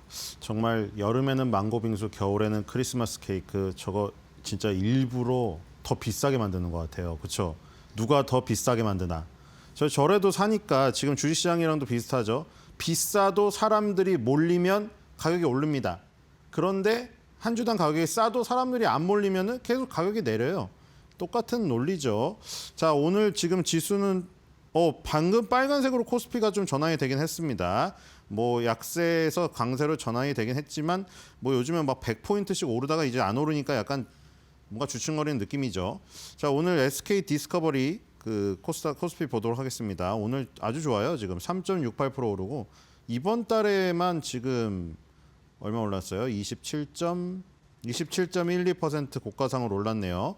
이번 달에 불기둥이 지금 나오고 있습니다. SK 디스커버리. 소외되어 있던 종목인데 자, 지주회사들 다 움직일 때 SK 디스커버리가 좀 움직이지 않았잖아요. 지주회사들 다른 것들은 뭐 엄청나게 갔잖아요. 지주회사 잘 간 거 뭐 있나? 대표적으로 두산인가요? 두산 에너빌리티 때문에 두산이 와 이거 뭡니까? 두산이란 지주회사가 2024년도에 15만 원대였는데 100만 원 돌파했거든요. 와 진짜 대박입니다. 그렇죠? 자, 지주회사들 중에 저렇게 간 것도 있는데 SK 디스커버리는 뭐 이번 달에 20% 정도 올랐지만 저런 두산에 비하면은 아직 세 발의 피도 안 되죠. 2020년 8월 달에 기록했던 91,600원 이 고점도 아직 돌파 못했어요. 자, 뒤늦게 불이 붙고 있는 것 같은데요. 자, 기업개요 보겠습니다. 이거 오래된 회사거든요. 우리 어렸을 때 그 비디오 시절에 나왔던 회사예요. 맨 앞에 그 무슨 선경 비디오 해가지고 기억나시나요? 그 호환마마보다 무섭고 어쩌고저쩌고 그 선경 그 회사잖아요. 두산 SK가 원래 선경 그거예요. SK. 선경 합섬 주식회사로 설립되어서 1976년 유가증권 시장에 상장되었고요. 엄청 오래됐죠. 2017년에 인적 분할을 통해서 지주회사로 전환됐습니다. 그러니까 지금 이게 SK 디스커버리가 SK 계열사들을 거느린 지주회사예요. 중간 지주회사. 그 밑에 뭐 있냐면은 그린케미칼 비즈니스 사업 부분은 코폴리에스터 수지, DMT, 친환경 소재 만들고요. 라이프 사이언스 부분은 백신, 혈장, 분해제제, 의약품을 생산하고 가스도 있습니다. LPG, 화학 제품 수입, 저장, 판매 주요 사업을 영위하고 있습니다. 그러니까 보니까 화학 있고요. 그다음에 제약 있고 가스 있고 이렇게 크게 세 개가 있네요. 세 개를 거느린 SK그룹의 중간 지주회사입니다. 자, 뉴스 볼게요. 최근에 이거 중간 지주회사인데 중간에 뭐 필요 없는 것들을 좀 팔고 있는 것 같은데요. 그렇죠? 7일날 SK 디스커버리가 SK 이터닉스 최대주주 지분 31% 매각을 검토하고 있다. 나오는데 보니까 이터닉스가 SK D&D에서 인적 분할해서 작년 3월 달에 설립된 신재생 에너지 개발 기업이에요. 그래서 이게 매각을 하면 2천억 원대 규모라고 합니다. 그래서 SK 디스커버리가 부동산 개발회사 SK D&D 대주주 지분 31%를 사모펀드 운용해서 한행컴퍼니에 넘겼고 처분가액이 742억 원인데 처분 목적이 보니까 포트폴리오 리밸런싱을 통한 재원 확보라고 되어 있거든요. 자, 그래서 핵심 사업이 아닌 부분을 팔아서 그 돈으로 뭐를 하려는 것 같아요. 그래서 SK 디스커버리가 일단은 SK 이터닉스라는 신재생 에너지 쪽은 비핵심 자산으로 지금 분류를 한 것 같다는 생각이 듭니다. 자, 이 자원으로 무엇을 할 것인가 이 기대가 되는데요. 그런 기대감 때문에 주가가 좀 오르는 것 같죠? 자, 커뮤니티 보겠습니다. 오늘 장이 안 좋은데 코스닥도 플러스로 전환은 했어요. 지금 방금. 자, SK 디스커버리 한 주 판매 12.1% 수익 얻으셨는데 정찰주 보냈다가 일찍 팔았습니다. 자, 정찰주를 내보냈는데 이제 조금 잘 가면 더 하려고 하다가 다시 살려고 하는 순간 날아가 버렸나 봐요. 64,500원에 파셨는데 지금 67,700원 정도 되네요. 자, 그다음에 다행이네요. 이 시기를 견디나 봅니다. 양전. 자, 이 뭐 시장이 안 좋으니까 SK 디스커버리를 갖고 계신 분들은 기분이 좋겠죠. 환장의 폭락장을 버티는 무빙, 저평가 자사주예요. 자, 그러니까 이 지주회사들이 저평가, 그다음에 뭐 자사주를 많이 갖고 있어서 자사주 매입 후 소각, 뭐 이런 그 정책에 힘입어 갖고 막 갔잖아요. 저평가 자사주이다. 제가 보니까 장기뷰라고 해서 SK 데이터 센터 이슈도 있고요. 화력발전소, 천연가스. 요렇게 지금 요런 이슈들이 있다. 저분이 이제 포인트를 잡아놓으신 분이네요. 그래서 오늘 환상의 폭락장이 아니라 환장의 폭락장이겠죠. 환상의 폭락장이라고 하시는 분은 이상하신 분이겠죠. 폭락하는데 환상이란요. 그래서 저분이 환장의 폭락장을 버티는 무빙이라고 표현을 해주셨습니다. 자, 코스닥을 볼까요? 코스메카 코리아. 자, 요즘에 지금 그 화장품 OEM, ODM들이 좋아요. 지금 코스메카 코리아도 지금 괜찮은 모습인데 2024년도 9월 달에 강하게 올랐다가 지금 좀 주춤거렸다가 2025년도 초반부터 지금 괜찮은 모습이죠. 다시 20개월 선을 회복한 모습입니다. 자, 지금 코스맥스 한국콜마라는 우리나라 대표 투톱이 있고 이제 코스메카 코리아, 그다음에 잉그로드랩 뭐 이런 것들이 있잖아요. 근데 지금 그 우리나라 K뷰티가 잘 나가고 K뷰티 중에서도 중국 쪽이 아니고 미국 쪽의 인디 브랜드들이 잘 나가면서 코스메카 코리아 같은 이 그룹들이 뜨고 있거든요. 코스맥스랑 한국콜마는 뭐 여러분들이 워낙 잘 아시고 요즘에 보니까 코스맥스는 오랜만에 보니까 이게 완전히 이건 또 쳐졌네요. 코스맥스는 보니까 2025년도 초반에 갔던 그 점으로 다시 돌아가 버렸군요. 되게 안 좋네요. 오랜만에 코스맥스를 펴봤거든요. 코스맥스 한국콜마랑 코스메카 코리아랑 또 갈릴 수가 있어요. 지금 이 브랜드들이 코스맥스랑 한국콜마는 대부분 이제 우리나라의 대표 그 화장품 기업들의 화장품들을 만들어주는 회사들이었거든요. 근데 코스메카 코리아는 이제 코스맥스 한국콜마가 이제 딱 자리를 잡고 있으니까 인디 브랜드들을 노린 거예요. 이제 좀 그 어떻게 보면 스타트업에 해당되는 한국콜마도 그렇군요. 코스맥스 한국콜마가 부진합니다. 그렇죠? 그리고 코스메카 코리아 오히려 3, 4위권에 이런 업체들이 좋네요. 잉그루드랩도 그렇고 지금 갈리고 있네요. 이 지금 시장이 화장품 완성업체도 그런 모습이죠. 잉그루드도 여기 올랐잖아요. 화장품 완성업체도 그렇잖아요. 아모레퍼시픽이라든가 LG생활건강 같은 대형주들이 주춤하고 저 인디 브랜드들이 지금 그 득세를 보이면서 뭐 예를 들어 APR 같은 새로운 의료기기 업체가 뜨기도 하고요. 미용기기 업체가 뜨기도 하고 이런 현상이 지금 두드러지는 것 같네요. 자, 코스메카 코리아 보겠습니다. 코스메카 코리아도 그 이제 ODM이 붙기 시작하죠. 우리 그 영업무역 받지만 의류 OEM이잖아요. 한세시럽도 그렇고 의류 OEM이라고 했는데 그때 말씀드렸죠. 이가 이콰이프먼트라고 해서 이제 주문자 상표 부착 방식이라 그냥 주문자가 원하는 대로 그냥 상표 붙이고 거기서 만들어 달라는 대로 매뉴얼대로 만들어주기만 하면 돼요. 그냥 기계적으로. 근데 저기서 이제 D가 들어가면 디벨롭먼트가 들어가서 개발 능력이 생긴 거죠. 그럼 이제 조금 갑과 을의 관계가 조금 변하기 시작합니다. 왜냐하면 코스메카 코리아가 ODM이 되면 OEM일 때보다는 훨씬 더 협상의 우위에 쓰게 되죠. 개발 능력이 있으니까 아무리 주문자라고 해도 주문자가 개발 능력이 있는 게 아니라 브랜드 개발을 코스메카 코리아가 있으니까 요거 우리 지금 능력이 없는데 우리 상표를 좀 붙이는 대신에 너희의 좀 개발 능력을 좀 넣어줘. 그럼 그만큼의 돈을 더 줘야 되는 거예요. OEM보다는. 저기서 이제 OBM이 돼서 브랜딩이 들어가면 이제 그 아예 컨셉과 브랜딩까지 잡아주는 거고 요즘에 나오는 뭐 OGM 이런 거 있잖아요. 그냥 처음부터 글로벌화를 생각하고 가는 거예요. OGM이 다 그 중간에 B냐 E냐 D냐 G냐 그 알파벳 바꾼 거예요. O랑 M은 그대로고. 그래서 지금 보면은 이 ODM, OEM 기업으로 얘네도 되어 있죠. 기초 화장품을 주력으로 합니다. 우리가 기초가 있고 색조가 있잖아요. 그리고 마스크랑 이 향수 같은 경우에 따로 분류가 되고 이러는데 기초랑 색조 중에 기초 ODM, OEM 주력을 합니다. 기초가 어려워요. 기초가 시장이 더 크고 기초가 이 중국 회사들이 막 만들고 싶은데 개발 능력이 없어가지고 우리나라 회사들한테 맡깁니다. 그래서 이제 기초 화장품의 OEM, ODM은 협상력이 큽니다. 자, 그래서 한국, 미국, 중국 생산 거점 보유하고 있고요. 자동화 생산 시스템으로 효율성을 높이고 있다. 뭐 지적재산권 등록 진행하고 있다. 이것도 있네요. 연구개발 인력 이런 게 있고요. 커뮤니티 보겠습니다. 뉴스를 하나 볼까요? 뉴스에 실적이 있나요? 뭐가 있나요? 오늘 인공지능 기반이 있군요. 이제 인공지능이 안 붙는 데가 없어요. 지금 사실 인공지능을 GS P&L 할 때도 그랬지만 그 서울 파르나스 자체가 처음부터 인공지능 호텔로 지금 만들어졌다고 했잖아요. 그래서 사물인터넷은 기본이고 뭐 이제 호텔 수영장이라든가 부대 시설 이용할 때 다 QR코드로 그 확인해가지고 혼자 또 피해서 간다고. 그런 인공지능들이 세상을 다 편리하게 하기 때문에 어떤 분야나 다 들어갑니다. 지금 보니까 이제 여기도 지금 결국 화장품도 인공지능 기반 제조 혁신 뭐 실증 프로젝트 나오네요. 보니까 지역 특화 AI POC, 프루프 오브 컨셉 이 실증 지원 사업에 최종 선정이 됐답니다. 코스메카 코리아가. 그래서 보니까 융합바이오 제조 공정에 AI를 적용해가지고 생산성, 품질, 납기, 핵심 경쟁력을 동시에 끌어올리기 위함이라고 하네요. 여기서 코스메카 코리아가 선정된 과제 내용이 보니까 차세대 AI 기반 생산성 분석 및 개선 시스템이네요. 그래서 보니까 포장 공정의 스마트화를 본격 추진한다. 그러니까 지금 뭐 그 화장품의 어떤 제조 공정에서 포장 공정에서 스마트화를 추진하기 위해서 AI를 접목시키는데 거기에서 이제 중소벤처 기업과는 충북 테크노파크가 주관하는 여기에서 실증 지원 사업에 선정이 됐나 봐요.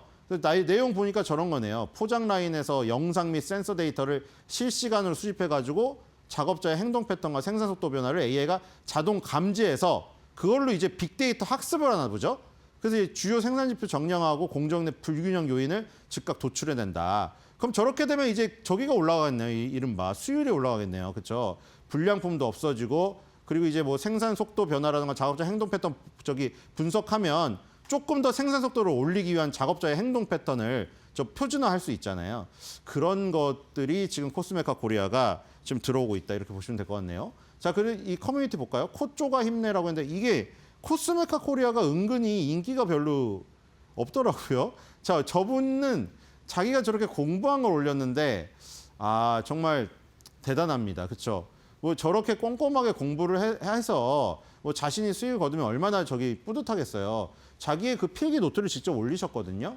근데 글씨가 지금 잘 못 알아보겠는데 저 보니까 ODN기에 써 있고 저기 보니까 잉그루드랩이라고 써 있잖아요. 잉그루드랩의 자회사고 잉그루드랩은 미국에서 저기 사업을 하고 있잖아요. 코스메카 코리아를 또 자회사로 갖고 있기 때문에 잉그루드랩과 코스메카 코리아 같이 투자할 수도 있고 코스메카 코리아도 따로 상장되어 있죠. 자, 보니까 임시 주총 뭐 내용 다 써져 있고 막 저렇게 해서 공부를 하셔가지고 투자하신 것 같아요. 그래서 코스메카 코리아 오를 때 잉그루드를 함께 간 이유. 그래서 그거를 정리해 둔 걸 한번 올렸네요. 그래서 예전 공부해 둔 거를 올리시면서 시장이 굉장히 어수선하니까 한 템포 쉰다는 생각을 해봐야 하면서 응원을 북돋는 정말 아주 저런 걸 보고 선풀이라고 하죠. 저런 것들이 커뮤니티에 올라오면 분위기가 굉장히 화기애애합니다. 아주 착하신 분인 것 같아서 수익도 많이 났으면 좋겠고요. 자, 다른 거 볼까요? 다른 게 이제 코쪼가 힘내 하나밖에 없습니다. 그러니까 이게 뭐 한 5일 전, 6일 전 건 있거든요. 근데 이게 시의성이 좀 너무 떨어지잖아요. 5일 전, 6일 전에 올린 것들이 이 지금 물론 이제 코스메카 코리아는 꾸준히 올랐기 때문에 5일 전에 응원한 거를 올릴 수도 있는데 너무 5일 전, 6일 전 좀 너무 일주일 간격이 지나버렸기 때문에 제가 안 올렸어요. 그리고 오늘 올라온 건 이제 코쪼가 힘내라고 응원을 북돋는 그 한마디만 있더라고요. 그래서 어쨌든 간에 지금 코스메카 코리아 잉그루드랩은 아까 보시다시피 코스맥스 한국콜마랑은 지금 전혀 정반대의 길을 가고 있거든요. 그래서 여러분들이 코스맥스 한국콜마를 택했느냐, 코스메카 코리아 잉그루드랩을 택했느냐에 따라서도 지금 굉장히 좀 극심한 차이가 나네요. 그렇죠? K뷰티가 잘 나간다. 지금 K뷰티 화장품 수출액 역대 최고치 찍었거든요. 그런데도 이렇게 종목 선택에서 갈려버려요. 요즘에 이런 게 많네요. 저번에도 어젠가요? 제가 영업무역할 때도 그랬죠. 영업무역 한세 실업은 영혼의 두 쪽이었잖아요, 한쪽. 근데 영혼의 투톱이었는데 한세 실업은 전혀 안 가고 영업무역은 신고가 가버리고. 지금 여기도 의류 OEM, 화장품 OEM, ODM도 너무 갈리네요. 그렇죠? 코스메카 코리아는 위로 올라가서 신고가를 가는데 지금 코스맥스 한국콜마는 제자리 걸음으로 돌아갔습니다. 처음에 시작했던 부분으로. 그래서 여러분들이 종목 선택에도 굉장히 신중해야 된다는 거. 그렇죠? K뷰티가 잘 나간다고 해서 아모레퍼시픽 LG생활을 찍었으면은 지금 하나도 이득을 못 보는 상황이고 APR 같은 신생 종목을 찍었으면 대박이 난 거죠. 그리고 달바라고 해가지고 또 그 승무원 화장품이라고 뭐 요즘엔 좀 주춤거리지만 상장하고 나서 꽤 갔었잖아요. 그러니까 그런 것들 새롭게 탄생되는 것들이 지금 강하고 인디 브랜드들 위주로 하는 OEM, ODM이 강한 게 요즘에 화장품주의 흐름인 것 같아요. 다 가진 않네요, 지금. 굉장히 극심한 차별화가 일어나고 있다. 이런 부분을 보셔야 될 것 같습니다. 자, 오늘 준비한 사파 보겠습니다. 오늘도 지금 또 말씀드리는 순간 코스닥이 또 마이너스 전환했는데 자 지금 계속 왔다 갔다 그냥 강보험 약보 왔다 갔다 하고 이렇게 주춤거리다 끝날 것 같아요. 그래서 오늘 같은 날도 상승 종목 찾기가 어렵거든요. 제가 지금 코스메카 코리아랑 이 지금 그 SK 디스커버리 갖고 온 거 이거는 지금 빨간색이잖아요. 근데 이것도 지금 상승 종목 몇 안 되는 것 중에 하나란 말이에요. 그래서 지금 오늘 같은 경우에는 불기둥을 찾기가 정말 어려워서 만약에 불기둥 종목을 찾으면 정말 유레카라고 부를 정도로 굉장히 드문 지금 상황이라는 거를 표현을 해놨습니다. 그리고 SK 디스커버리가 우리가 디스커버리 우주 공부할 때 많이 나오잖아요. 발견이잖아요. 발견. 그래서 그거를 지금 이 상황과 녹여내가지고 제가 마블 한 줄평, 마블 코멘트를 준비했습니다. 오 리드메카 디스커버리.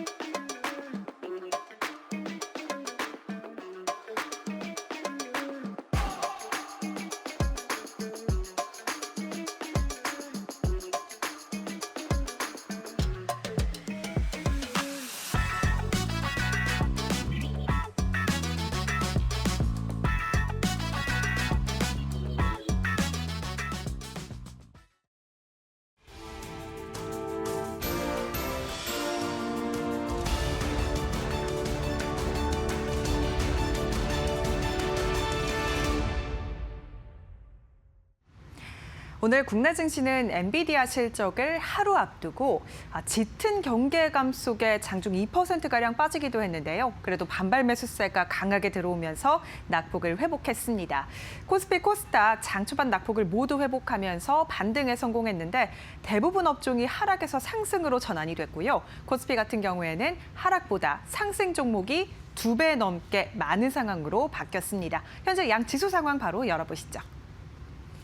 코스피, 코스닥 일제히 빨간불로 전환이 됐습니다. 코스피 같은 경우에는 장 초반 9시 30분을 기점으로 3,854포인트까지 저점을 내린 후에 반등에 성공했고요. 현재 시간 3,963포인트까지 올라섰습니다. 일중 고점 부근 지나가고 있는 코스피고요. 코스닥 같은 경우도 반등에 성공한 모습 보여줍니다. 강보합권대로 현재 전환이 됐고 879포인트 지나가고 있습니다. 오늘 매매 동향도 함께 체크해 보시죠. 일단 코스피의 기관의 매매가 강하게 들어옵니다. 특히 연기금이 오늘 코스피를 강하게 사들이는 모습 체크되고 있고 기관이 4,500억가량 장 초반부터 지금까지 순매수 기조 이어가고 있는 상황입니다. 개인도 3,500억가량 사들이면서 오늘 개인과 기관의 매수세로 지수가 반등에 성공한 모습 보여주고 있고요. 외국인은 어제에 이어 오늘도 팔졌습니다. 8,000억가량 순매도 중입니다. 코스닥 매매 동향도 열어보시죠. 오늘 코스닥도 코스피와 비슷한 흐름 보입니다. 개인과 기관의 순매수가 장 초반부터 지금까지 이어지는 상황, 외국인은 순매도를 이어가고 있습니다. 오늘 양시장에는 외국인의 순매도가 어제에 이어 오늘도 출회되고 있고요. 코스닥 같은 경우 700억가량 팔고 있는 상황이네요. 원달러 환율도 함께 체크해 보시죠. 일단 오늘 원달러 환율이 1,460원 선에서 개장을 했습니다. 1,461원으로 개장을 했는데 현재 시간 기준으로 2원가량 올랐고요. 1,464원 선 지나가고 있습니다. 네, 이렇게 오늘 시장 상황 간단히 살펴봤는데 일단 반등에 성공한 코스피, 코스닥입니다. 조금 더 자세한 투자 뉴스도 이어서 알아보시죠.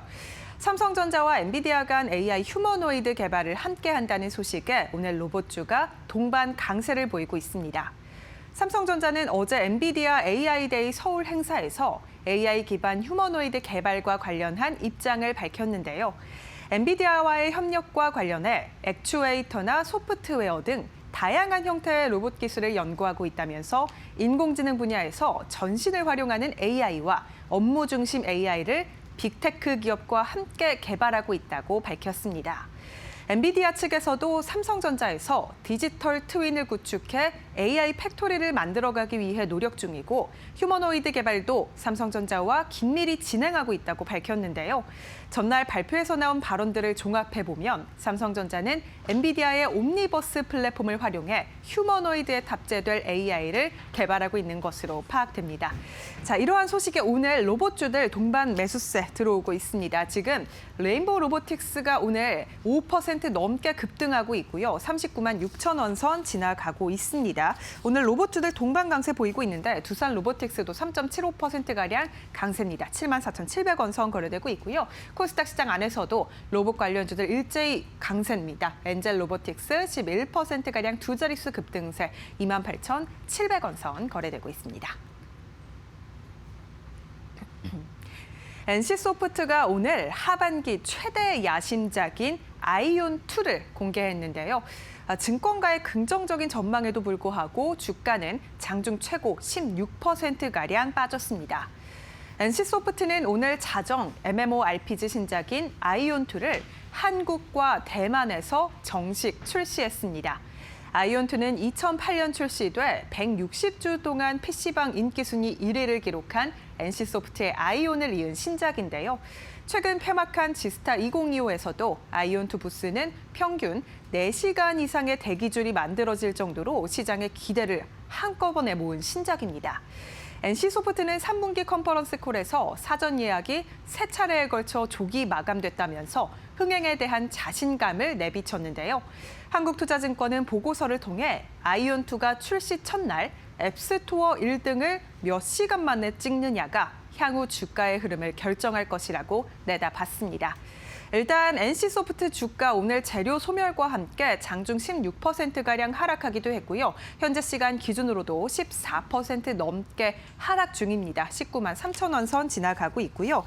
일단 지스타 2025가 폐막을 한 따라서 오늘 게임주들 일단은 동반 이 상승세가 연출이 되고 있긴 하지만 카카오 게임즈가 강보합권으로 내려앉았습니다. 15,710원 선 거래되고 있습니다. 네, 앞으로 AI 기술주의 주가 향방을 가를 빅 이벤트죠. 엔비디아의 실적 발표가 하루 앞으로 다가왔습니다. 미증시에서는 AI 관련 기업의 주가가 고평가됐다는 우려가 계속해서 이어지고 있는데 3대 지수 그리고 필라델피아 반도체 지수가 약 4거래일째 하락을 이어가고 있습니다. 엔비디아에 대한 실적 기대는 꾸준히 우상향 중입니다. 시장에서는 엔비디아의 3분기 매출액을 약 570억 달러로 예상하고 있는데요. 4분기 매출 추정치는 약 640억 달러에 달합니다. 로이터 통신은 엔비디아의 실적 발표 당일 엔비디아 주가가 양방향으로 약 7%가량의 변동성을 보일 것이라고 예측했는데요. 엔비디아의 주문 현황, 마진, 공급망 등에서 나타나는 신호가 반도체와 AI 인프라 전반에 걸친 심리를 형성할 것이라고 분석했습니다. AI 고평가 우려가 뜨거운 가운데 엔비디아의 실적을 하루 앞두고 경계성 모습이 짙은 모습을 보이고 있는 국내 반도체 투톱입니다. 주가 흐름 함께 짚어보시죠. 일단 삼성전자 오늘도 어제에 이어 추가적인 하락세 나오고 있습니다. 1.23%가량 하락 중이고요. 96,600원 선 거래 중입니다. SK 하이닉스도 오늘 2% 넘는 낙폭을 가져가기도 했는데 그래도 낙폭을 조금 축소했고요. 1.32%가량 하락세 56만 3천원 선 거래되고 있습니다. 인공지능 주식 고평가 논란이 지속되는 가운데 20일 발표되는 엔비디아의 3분기 실적에 시장 관심이 쏠려 있습니다. 미국 시장에서 AI 고평가 우려가 꾸준히 이어지고 있는데요. 과연 엔비디아 실적이 이를 상쇄시킬 수 있을지가 주목됩니다. 내일 새벽 나올 엔비디아 실적, 어떤 걸 주목해야 하고 시장은 어떻게 흘러갈까요? 전략에 대해 저희와 이어서 알아보시죠. SK 하이닉스 주가를 보면서 현기증 난다 이렇게 생각하시는 분들 많으시죠. 오늘은 SK 하이닉스 전격 분석해 드립니다. 조호진 타쿄뉴스 대표 와 계십니다. 어서 오세요, 대표님. 예, 안녕하세요. 네. SK 하이닉스뿐만이겠습니까? 우리 시장이 오르다가 내리고 정말 현기증이 나는데 오늘은 예. SK 하이닉스 분석해 주신다고 해서 되게 반가웠어요. 예. 일단 주가의 흐름 어떻게 보고 계십니까? 예. 좀 전에 말씀하신 대로 현기증이 난다 네. 이렇게 표현도 맞고 냉온탕이 오가면서 도저히 종잡을 수 없고 그리고 한편으로는 이제 올랐을 때 기쁘지만 또 그 다음날 떨어지니까 그 상대적 피로감이 커진다 이런 표현들도 좀 나오고 있습니다. 예민해지시는 것 같아요, 투자분들께서. 그래서 해당 주식 갖고 있지 않으면 그냥 방관자 입장에서 보면 재밌겠지만 주식을 이제 한 주라도 갖고 있는 분도 사실 한 주라고 해도 SK하이닉스가 50만 원 넘기 때문에 50만 원을 일단 집어넣은 분도 계시고 물론 이제 예전에 20만 원이나 30만 원대 사신 분들 더 많은 금액을 투자하신 분도 계실 텐데 어떤 분들일지라도 어쨌건 SK하이닉스가 지금 화면에 보시는 대로 64만 6천 원까지 찍었다가 그다음 떨어졌다가 다시 올라갔다 이걸 반복하고 있습니다. 그러니까 이제 무슨 일이 이게 1,000억 미만의 잡주라 한다면 이해가 되는데 지금 시총 이제 이유 기업이 400조가 넘는 기업인데 그리고 SK하이닉스의 어떤 비중과 역할 때문에 월스트리트저널이나 파이낸스타임스나 이런 유수의 언론도 SK하이닉스 기사를 많이 내고 있습니다. 그런 주식인데도 불구하고 이렇게 왔다 갔다 하는 것에 참 많은 의문을 갖고 있는데 이 부분을 갖다 하나하나 좀 짚어볼 필요는 있겠습니다. 네, 근데 SK하이닉스 워낙 우리의 그 투톱인 종목 중에 하나가 또 변동성이 있다 보니까 좀 아찔한 그런 흐름인데 이렇게 변동성의 요인은 뭐로 하고 좀 파악을 하시나요? 예. 일단 크게는 이제 그 페드의 인사들이 원래는 우리가 한 2주 전까지만 해도 이제 12월 이제 금리 인하, 디셈버 컷이라고 얘기하는 이제 그 금리 인하를 당연시 여겼습니다. 왜냐면 좀 코로나 때문에 금리가 이렇게 내렸다가 사실 인플레이션이 발생하면서 파월이 이제 엄청나게 그때도 현기증 날 정도 금리를 갖다 엄청나게 올렸죠. 그러면 이제 인플레이션 잡았으니까 이제 금리 인하 해도 되지 않느냐 이런 맥락이 있었는데 여러 가지 변수가 생겼습니다. 가장 큰 변수는 트럼프 대통령의 당선 그 이후에 공약한 대로 이제 관세를 때리면서 관세라는 건 결국 상품 가격이 이제 올라가니까 상품 가격 올라간 것에 대한 전가가 시장에서 어떻게 반응할 것이냐 거기에 대한 이제 좀 두려움이 있었습니다. 그래서 이제 페드 인사들이 좀 내리긴 했지만은 더 내린 것에 약간 어려움이 있습니다. 더 내리려고 하면은 이제 감으로 내릴 수는 없죠. 그분들이 감으로 내릴 수 없으니까 지표가 있어야 되는데 그 셧다운이 생기면서 이제 가장 중요한 고용 지표에 대한 여러 가지 수치가 없으니까 내가 지금 오리무중이다, 안개 속을 걷고 있는 것 같다. 그런 맥락에서 이제 12월 금리 인하에 대해서 회의가 좀 많이 불거지면서 그래서 이제 12월 금리 인하가 현실적으로는 뭐 70% 육박했던 금리 인하가 지금은 이제 절반 이하로 떨어졌으니까 금리 인하가 되지 않으면 SK하이닉스나 엔비디아 같은 테크 종목들은 이제 당연히 수급 관점에서 타격을 입어서 이제 안 좋습니다. 그래서 그게 하나가 있고 두 번째는 이제 그 여러 이제 관련된 중요한 어떤 인사들이 예를 들면 이제 최근에 나왔던 거는 이제 그 제로투 원이라고 알려진 이제 그 피터 티엘 그 실리콘밸리의 큰 손입니다. 그 페이팔을 창업을 하는데 역할을 했고 그 다음에 이제 페이스북 갖다 창업하는 데도 중요한 역할을 했던 피터 티엘이 엔비디아 주식 당연히 갖고 있었죠. 근데 엔비디아 주식을 전량 매도했다는 것이 이제 그 우리 시간으로 이제 오늘 새벽부터 알려지기 시작하면서 미국 증시도 안 좋았고 우리나라도 이제 타격을 받았습니다. 그래서 피터 티엘을 비롯한 여러 큰 손들이 이제 엔비디아 지분을 매각을 하니까 소프트뱅크도 뭐 지난주에 아시다시피 이제 지분 전량을 매각을 했다. 이거 좋지는 않다는 게 결국 AI 버블론이 더 불거지면서 사실 우리나라 주가도 이제 오르락내리락했습니다. 근데 미시적으로 살펴본다면 예를 들면 이제 그 소프트뱅크가 이제 엔비디아 주식을 전량 매각을 했는데 매각한 주식에 대한 재원을 넣고 어디다 투자했냐를 봐야 되는데 어디다 투자했느냐? 오픈AI에 투자했습니다. 그럼 사실은 뭐 AI의 버블이라고 주장하는 근거는 사실은 받아들일 수 없다. 왜냐하면 오픈AI 주장을 했으니까요. 이제 그렇게 볼 수가 있고 그 다음에 이제 피터 티엘 같은 경우는 이제 이 피터 티엘이 13F라고 해야지 미국의 공시 중에 하나인데 큰 손들, 큰 기관들이 자기 자산이 어떻게 포트폴리오가 뭔지를 알려줘야 되는데 그때 이제 그 알려지면서 피터 티엘이 설립한 회사가 엔비디아 지분 전량을 없앴다는 사실을 알게 됐습니다. 그러면은 11월 14일이 그 공시 마감이었기 때문에 그 이후에 분석하면서 이번 주에 영향을 준 것인데 그렇다면 이게 분기 정기 보고서니까 사실 피터 티엘이 12월 14일이나 12월 13일날 팔지 않아서 가능성이 높습니다. 이거 공시 보고서니까 분기마다 나오는 공시 보고서니까요. 어떻게 보면은 석 달 전에 나온 거래를 갖고 지금 우리가 거기에 대해서 악재니까 주식을 갖다 매도하겠다고 반영하는 것은 너무 호들갑이 아닌가라는 생각도 듭니다. 왜냐면은 그 사이에 피터 티엘이 설령 그 주식을 팔았어도 그 주식 판 거에 대한 것은 엔비디아 차트임에 반영돼 있는데 그걸 갖고 지금 우리가 다시 이제 AI 버블론이다라고 이제 받아들인 것은 너무나 큰 과민 반응이 아닌가라는 생각이 듭니다. 이런 이유 때문에 이제 엔비디아 주가가 출렁거리고 맞물려서 SK하이닉스랑 이제 삼성 주가도 좀 출렁거렸습니다. 여기에 이제 또 하나 이제 그 짚어봐야 될 점이 이제 분식 회계가 있었습니다. 분식 회계. 아, 이거는 어떤 내용인가요? 이게 사실 이제 그 우리에게 영화로 잘 알려진 빅쇼트 예, 10년 전에 맞습니다. 그 예. 영화의 주인공을 모태로 해서 한 그 인물이 한 그 분석이잖아요. 예, 맞습니다. 예. 그 마이클 버리하고 해서 이제 2008년도 서프라임 모기지를 이제 정확하게 이제 예측을 하면서 네. 예측을 했기 때문에 전대미문의 이제 사건이었죠. 그러니까 이제 정확하게 예측을 했기 때문에 마이클 버리는 그걸로 말미암아서 엄청난 자산을 갖다 읽었습니다. 하락으로 베팅해서. 예, 그 유명세도 얻었고. 근데 이 마이클 버리가 최근에 이제 그 빅테크 대회에서 이제 딴지욕을 이제 빚기 시작했는데 최근에는 이제 야 니네가 분식 회계를 했다, 메타가 분식 회계를 했다 이런 식으로 얘기를 했습니다. 그러니까 아니 이게 역시 뭐 메타라면 또 대표적인 이제 그 AI 종목이고 미국 갖다 대표하는 종목인데 그런 회사 분식 회계했다고 받아들일 수 없죠. 그래서 마이클 버리의 주장은 뭐냐면은 메타를 비롯한 그 빅테크들이 엔비디아 칩을 갖다 사와서 사실 이제 초고속 서버를 갖다가 AI 서버를 운영을 합니다. 운영하는데 마이클 버리의 주장과 근거는 무엇이냐면 예전에 있었던 서버에 대해서 감가상각은 3년 동안 했는데 감가상각을 한다면 쉽게 말하면 장치가 결국 노후하니까 내가 100억에 샀다 그러면 3년에 걸쳐서 100억을 갖다가 하나하나 없애면서 3년이 됐을 때는 100억이라는 자산을 영원을 만듭니다. 감가 없앤다는 것이죠. 그런데 마이클 버리가 지적하는 건 뭐냐면 근데 왜 AI 서버는 왜 3년이 아니고 6년에 걸쳐서 감가상각을 하느냐.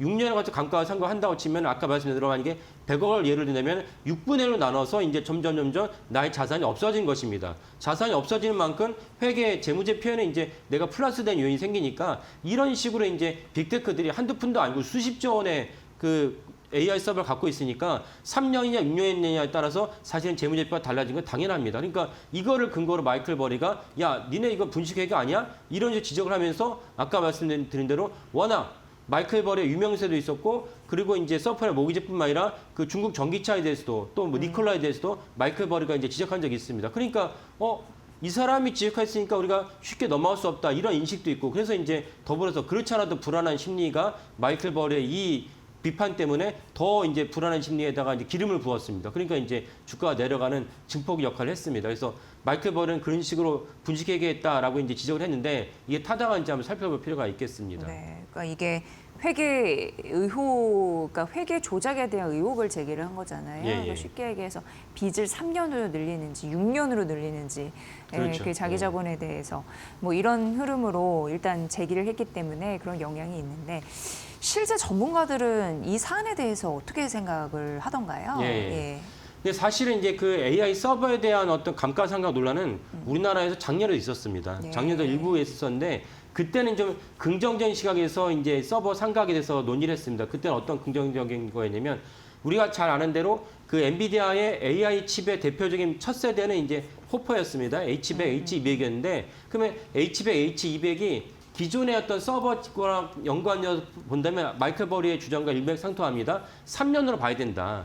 3년이 지나면 허퍼의 이제 그 내구성이 떨어지기 때문에 바꿔야 된다. 그러면 허퍼를 내구성이 떨어지면 바꿔야 된다면 또 다른 칩이 필요하니까 엔비디아는 앉아서 엄청난 매출 올릴 수 있게 된다. 이런 주장이 있었습니다. 그래서 그때도 제가 그 주장이 맞는지 한번 확인하려고 전문가들에게 자문을 구했는데 그때 전문가들의 공통된 의견이 무엇이냐면 하퍼의 이제 도매로, 그러니까 낱개 가격 도매로 살 때 하퍼의 가격이 이제 3만 달러입니다. 개당 칩이 3만 달러입니다. 그러면 지금 1,450원, 만약 1,500원은 환율을 계산한다면 이제 4,500만 원이죠. 예. 그리고 블랙웰, 그 다음 버전 블랙웰은 도매 가격이 7만 달러입니다. 역시 1,500원을 계산하면 1억이 넘습니다. 그러니까 인류 역사상 칩 하나가 1억이 넘는 시대가 왔습니다. 네. 그러면 전문가들의 의견이 뭐냐면 아니 칩 하나가 그때는 당연히 이제 하퍼를 기존에 설명을 했습니다. 하퍼 하나가 3천만 원이 넘는 칩인데 3천만 원이 넘는 칩을 3년 쓰고 버린다면 내구성이 없는 것이다.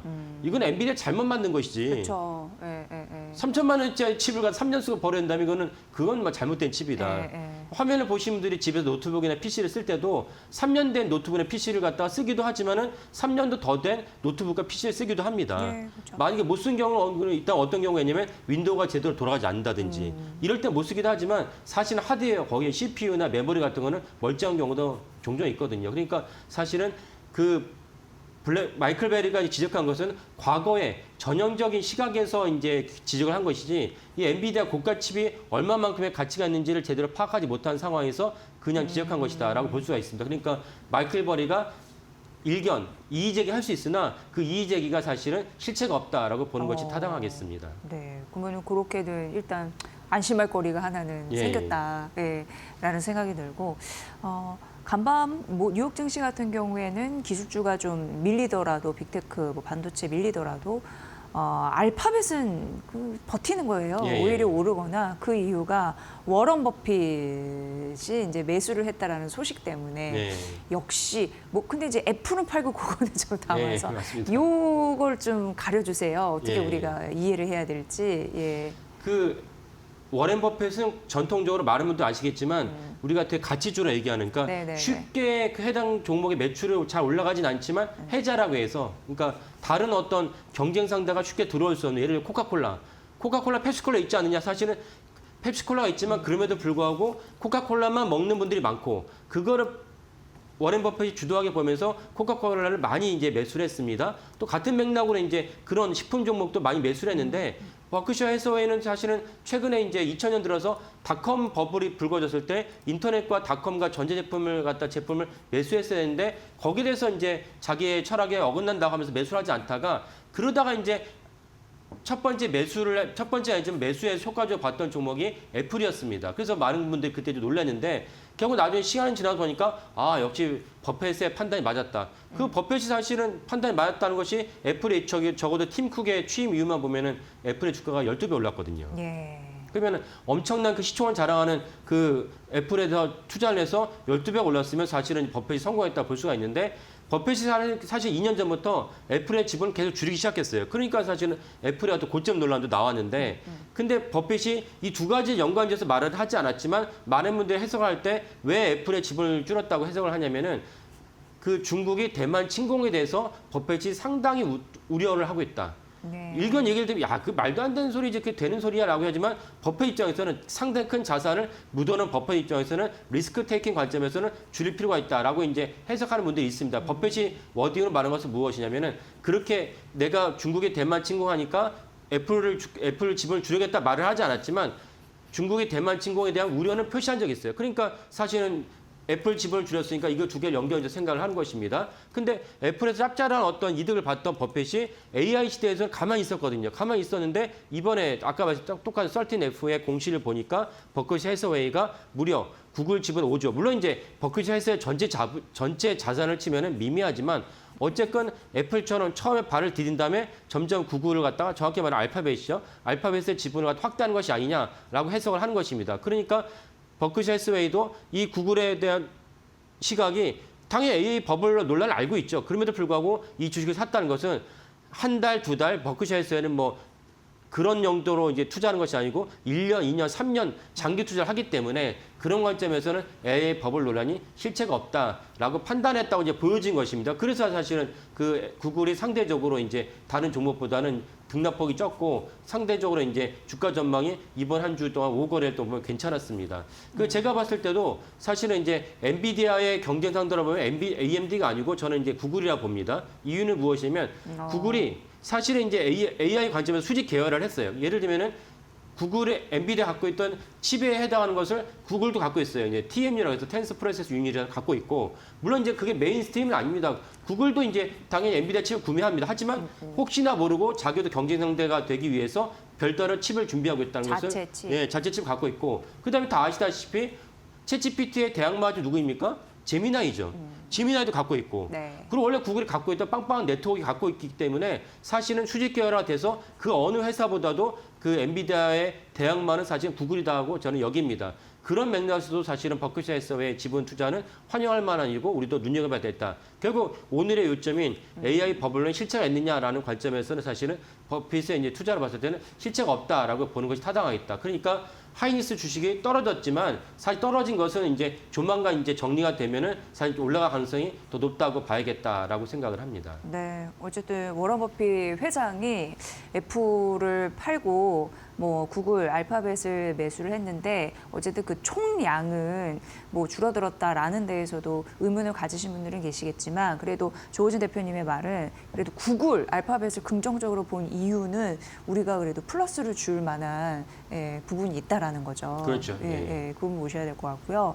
그러면 어떻게 보세요? 지금 SK 하이닉스 분석이잖아요. 예, 예. 주가 과연 안정화될런지 아니면 선결 조건은 뭐가 남았는지 예, 궁금한데 그거에 대해 좀 자세히 들어볼게요. 예. 뭐 그거는 뭐 사실은 많은 분들이 아시지만 내일 새벽에 이제 엔비디아 실적 발표가 나니까 예. 실적 발표가 났는데 통상 좀 시장에서 지금 제시하는 기준이 있습니다. 뭐냐면 3분기 매출이 550억 달러.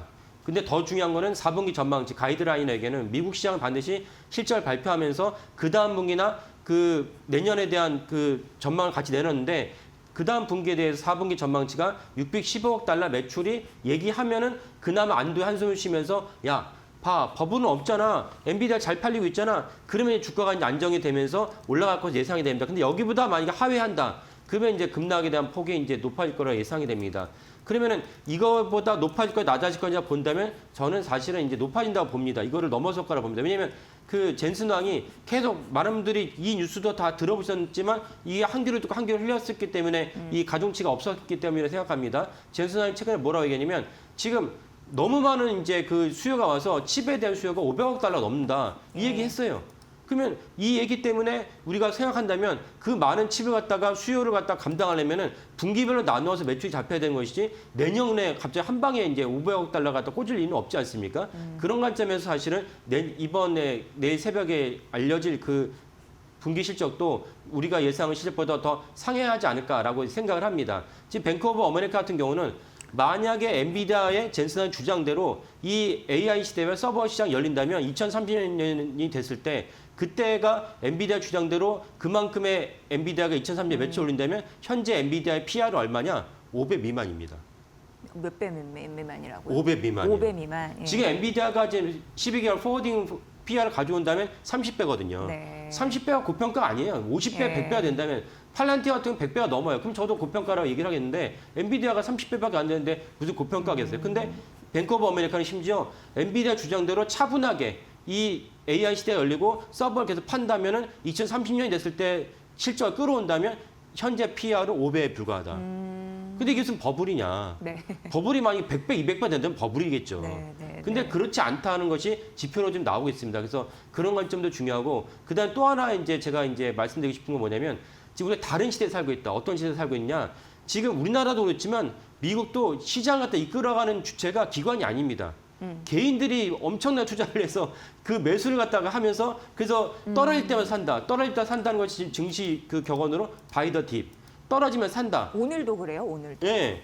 그러면 이제 우리가 봤을 때 좀 불안한 측면도 있죠. 한국 시장에서는 외인이 제일 분석을 잘하는데 외인을 거스르면서 개인들이 샀을 때 과연 성공한 사례가 있느냐? 딱 한 번 있었어요. 언제였냐면은 2차 전지 때.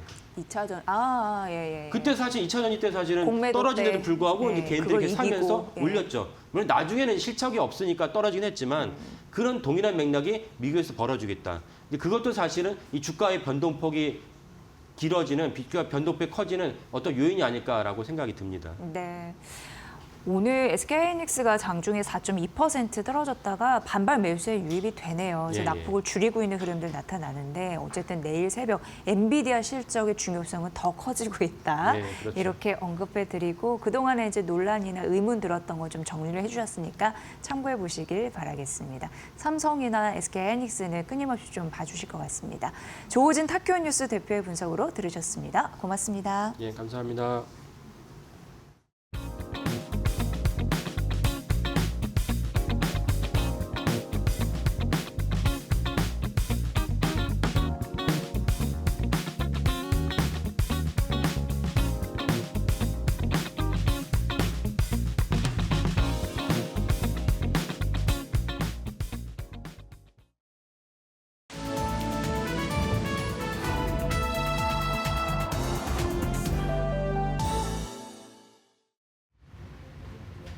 안녕하세요. 증시 날씨 전해드리는 마켓에더의 김수현입니다. 오늘 우리 증시 날씨는 미국발 한파에 꽁꽁 얼어붙었습니다. 그럼에도 장을 진행하면서 점차 맑아지고 있는 모습인데요. 간밤 엔비디아가 실적 발표를 하루 앞두고 경계감에 주가가 2.8%가량 하락했습니다. 필라델피아 반도체 지수도 1.5%가량 추가 조정을 받았는데요. 이런 장을 보고 시작한 우리 국내 증시에서도 코스피 지수가 한때 3,900선을 내려놓으면서 오늘 비가 내리는 흐름을 보였습니다. 그렇다면 이어서 종목별 날씨 보시면서 더 자세한 내용 살펴보겠습니다. 오늘 앞서 말씀드렸던 것처럼 반도체주 어제 이어서 오늘도 비가 내리고 있습니다. 이 AI 거품론이 지속되고 있는 가운데 간밤 미증시에서는 구글 CEO가 AI 거품이 터졌을 때는 면역이 있을 회사는 없다 이런 발언을 내놓은 것이 오늘 우리 반도체주의 투심을 급격히 냉각시켰습니다. 이어서 방산주는 오늘 구름이 낀 모습인데요. 어제 이재명 대통령과 아랍에미리트 대통령이 정상회담을 가진 가운데 이 정상회담에서는 7개의 MOU 체결 그리고 350억 달러의 세일즈 외교가 체결됐습니다. 이 350억 달러 중에서 200억 달러는 인공지능 그리고 150억 달러는 방산과 원전에 쓰일 예정이라고 하는데요. 이러한 협력 기대감에도 시장이 전반적으로 조정받고 있는 가운데 방산주도 그렇다 할 움직임은 없습니다. 이어서 로봇주입니다. 로봇주 어제 애프터마켓에서부터 맑은 흐름 이어가고 있습니다. 엔비디아가 삼성전자와의 피지컬 AI 협력을 공식화한 가운데 삼성전자는 엔비디아의 옴니버스 플랫폼을 활용해서 휴머노이드형 AI를 개발하고 있는 것이 추정되자 오늘 로봇주는 엔젤 로보틱스를 필두로 강세 보이고 있습니다. 이어서 오늘 화장품주와 백화점주 이번 주 월요일부터 계속해서 쾌청한 흐름 이어가고 있는데요. 최근 중국과 일본 간의 외교 갈등이 불거지고 있는 가운데 일본으로의 여행 수요가 한국으로 쏠리고 있다는 보도가 연이어서 나오고 있습니다. 중국의 여행 플랫폼 취날 기준 지난 주말 중국인 해외여행 인기 1위가 일본을 제치고 한국이 됐다는 소식이 들려왔는데요. 관련해서 오늘 백화점주 안에서는 호텔신라 그리고 현대백화점이 52주 신고가를 기록했고요. 화장품주 안에서는 한국화장품이 급등세를 보였습니다. 이어서 은행주입니다. 은행주도 오늘 맑은 보이고 있습니다. 내일이죠. 내일 배당소득 분리과세 최고세율 인하에 대한 국회 논의가 처음 진행되는 가운데 그 기대감이 오늘 은행주에 집중돼 있습니다. 그럼 이어서 오늘 주목해봐야 할 증권사 리포트 살펴보겠습니다. 오늘 SK 하이닉스 주가에는 비가 내리고 있는 가운데 증권가의 전망은 장밋빛입니다. 내년도 영업이익이 80조 원이 될 것을 전망하며 목표가 65만 원에서 73만 원 상향 조정했고요. 이어서 SK 스퀘어, SK 하이닉스가 부진하다 보니 오늘 SK 스퀘어 주가에도 비가 내리고 있는데 오늘 증권가에서는 지주사 SK 하이닉스에 대한 매력 그리고 정책 모멘텀이 동시에 작용한다는 평가 속에서 목표가 35만 4천 원으로 상향 조정했습니다. 이어서 네이버입니다. 오늘 네이버에 대해서 한국투자증권이 내년도 두나무 인수가 성공적으로 마무리가 될 경우에는 영업이익이 50% 이상 증가할 것이라는 긍정적인 전망을 내놓았습니다. 그럼 이어서 오늘 주목해봐야 할 특징적인 종목들 날씨도 함께 살펴보시죠. 네, 오늘 NC소프트입니다. 오늘 대만과 우리나라에서 12시에 신작 아이온2를 출시했습니다. 출시된 직후에는 이 접속자들이 몰리면서 접속 장애도 발생했지만 그럼에도 그동안의 기대감을 소화하면서 재료 소멸이라는 이유로 오늘 주가는 급락세를 보이고 있습니다. 이어서 오늘 고려 아연입니다. 오늘 주가는 맑음 보이고 있는데요. 최근에 영품과 MBK 연합이 내년 3월에 있는 주총을 앞두고 고려 아연 지분을 더 모으고 있다는 소식이 들려왔습니다. 이로 인해 경영권 분쟁 3라운드가 본격화되고 있다는 소식인데요. 보통 이런 분쟁 이슈가 나오면 지분을 매입하는 소식 때문에 주가가 단기적으로 강세를 보이곤 합니다. 고려 아연도 오늘 마찬가지로 경쟁권 분쟁이 재점화되자 오늘 투심이 강하게 쏠리며 주가는 맑음 보이고 있습니다. 이어서 계속 봐야 할 특징적인 종목들 보겠습니다. 엔젤 로보틱스인데요. 오늘 삼성전자와 엔비디아의 피지컬 AI 협력 기대감 속에서 로봇주가 강세를 보이고 있는 가운데 엔젤 로보틱스는 또 다른 호재가 있었습니다. 오늘 세계 최초로 세계 인류 상품에 선정이 되었습니다. 이런 소식에 오늘 주가는 맑음 보이는 점 확인되고 있고 이어서 파인 엠텍입니다. 오늘 증권가에서는 최근 파인 엠텍이 단행한 570억 원 규모의 유상 증자에 대해서 신규 대형 고객사 확보 가능성을 짚자 오늘 주가에는 햇빛이 들고 있는 점 확인되고 있습니다. 이상 11월 19일 증시 날씨 전해드렸습니다. 네, 여러 차례 예고해드린 바와 같이 내일 뉴욕 시장 마감 이후에 엔비디아의 실적이 발표가 됩니다. 참 궁금한데 저희가 전략들 잘 짜서 내일도 여러분께 좋은 또 전략 세워드리겠습니다. 마켓나우 2부는 오전 10시 시작입니다. 함께해 주신 여러분 고맙습니다.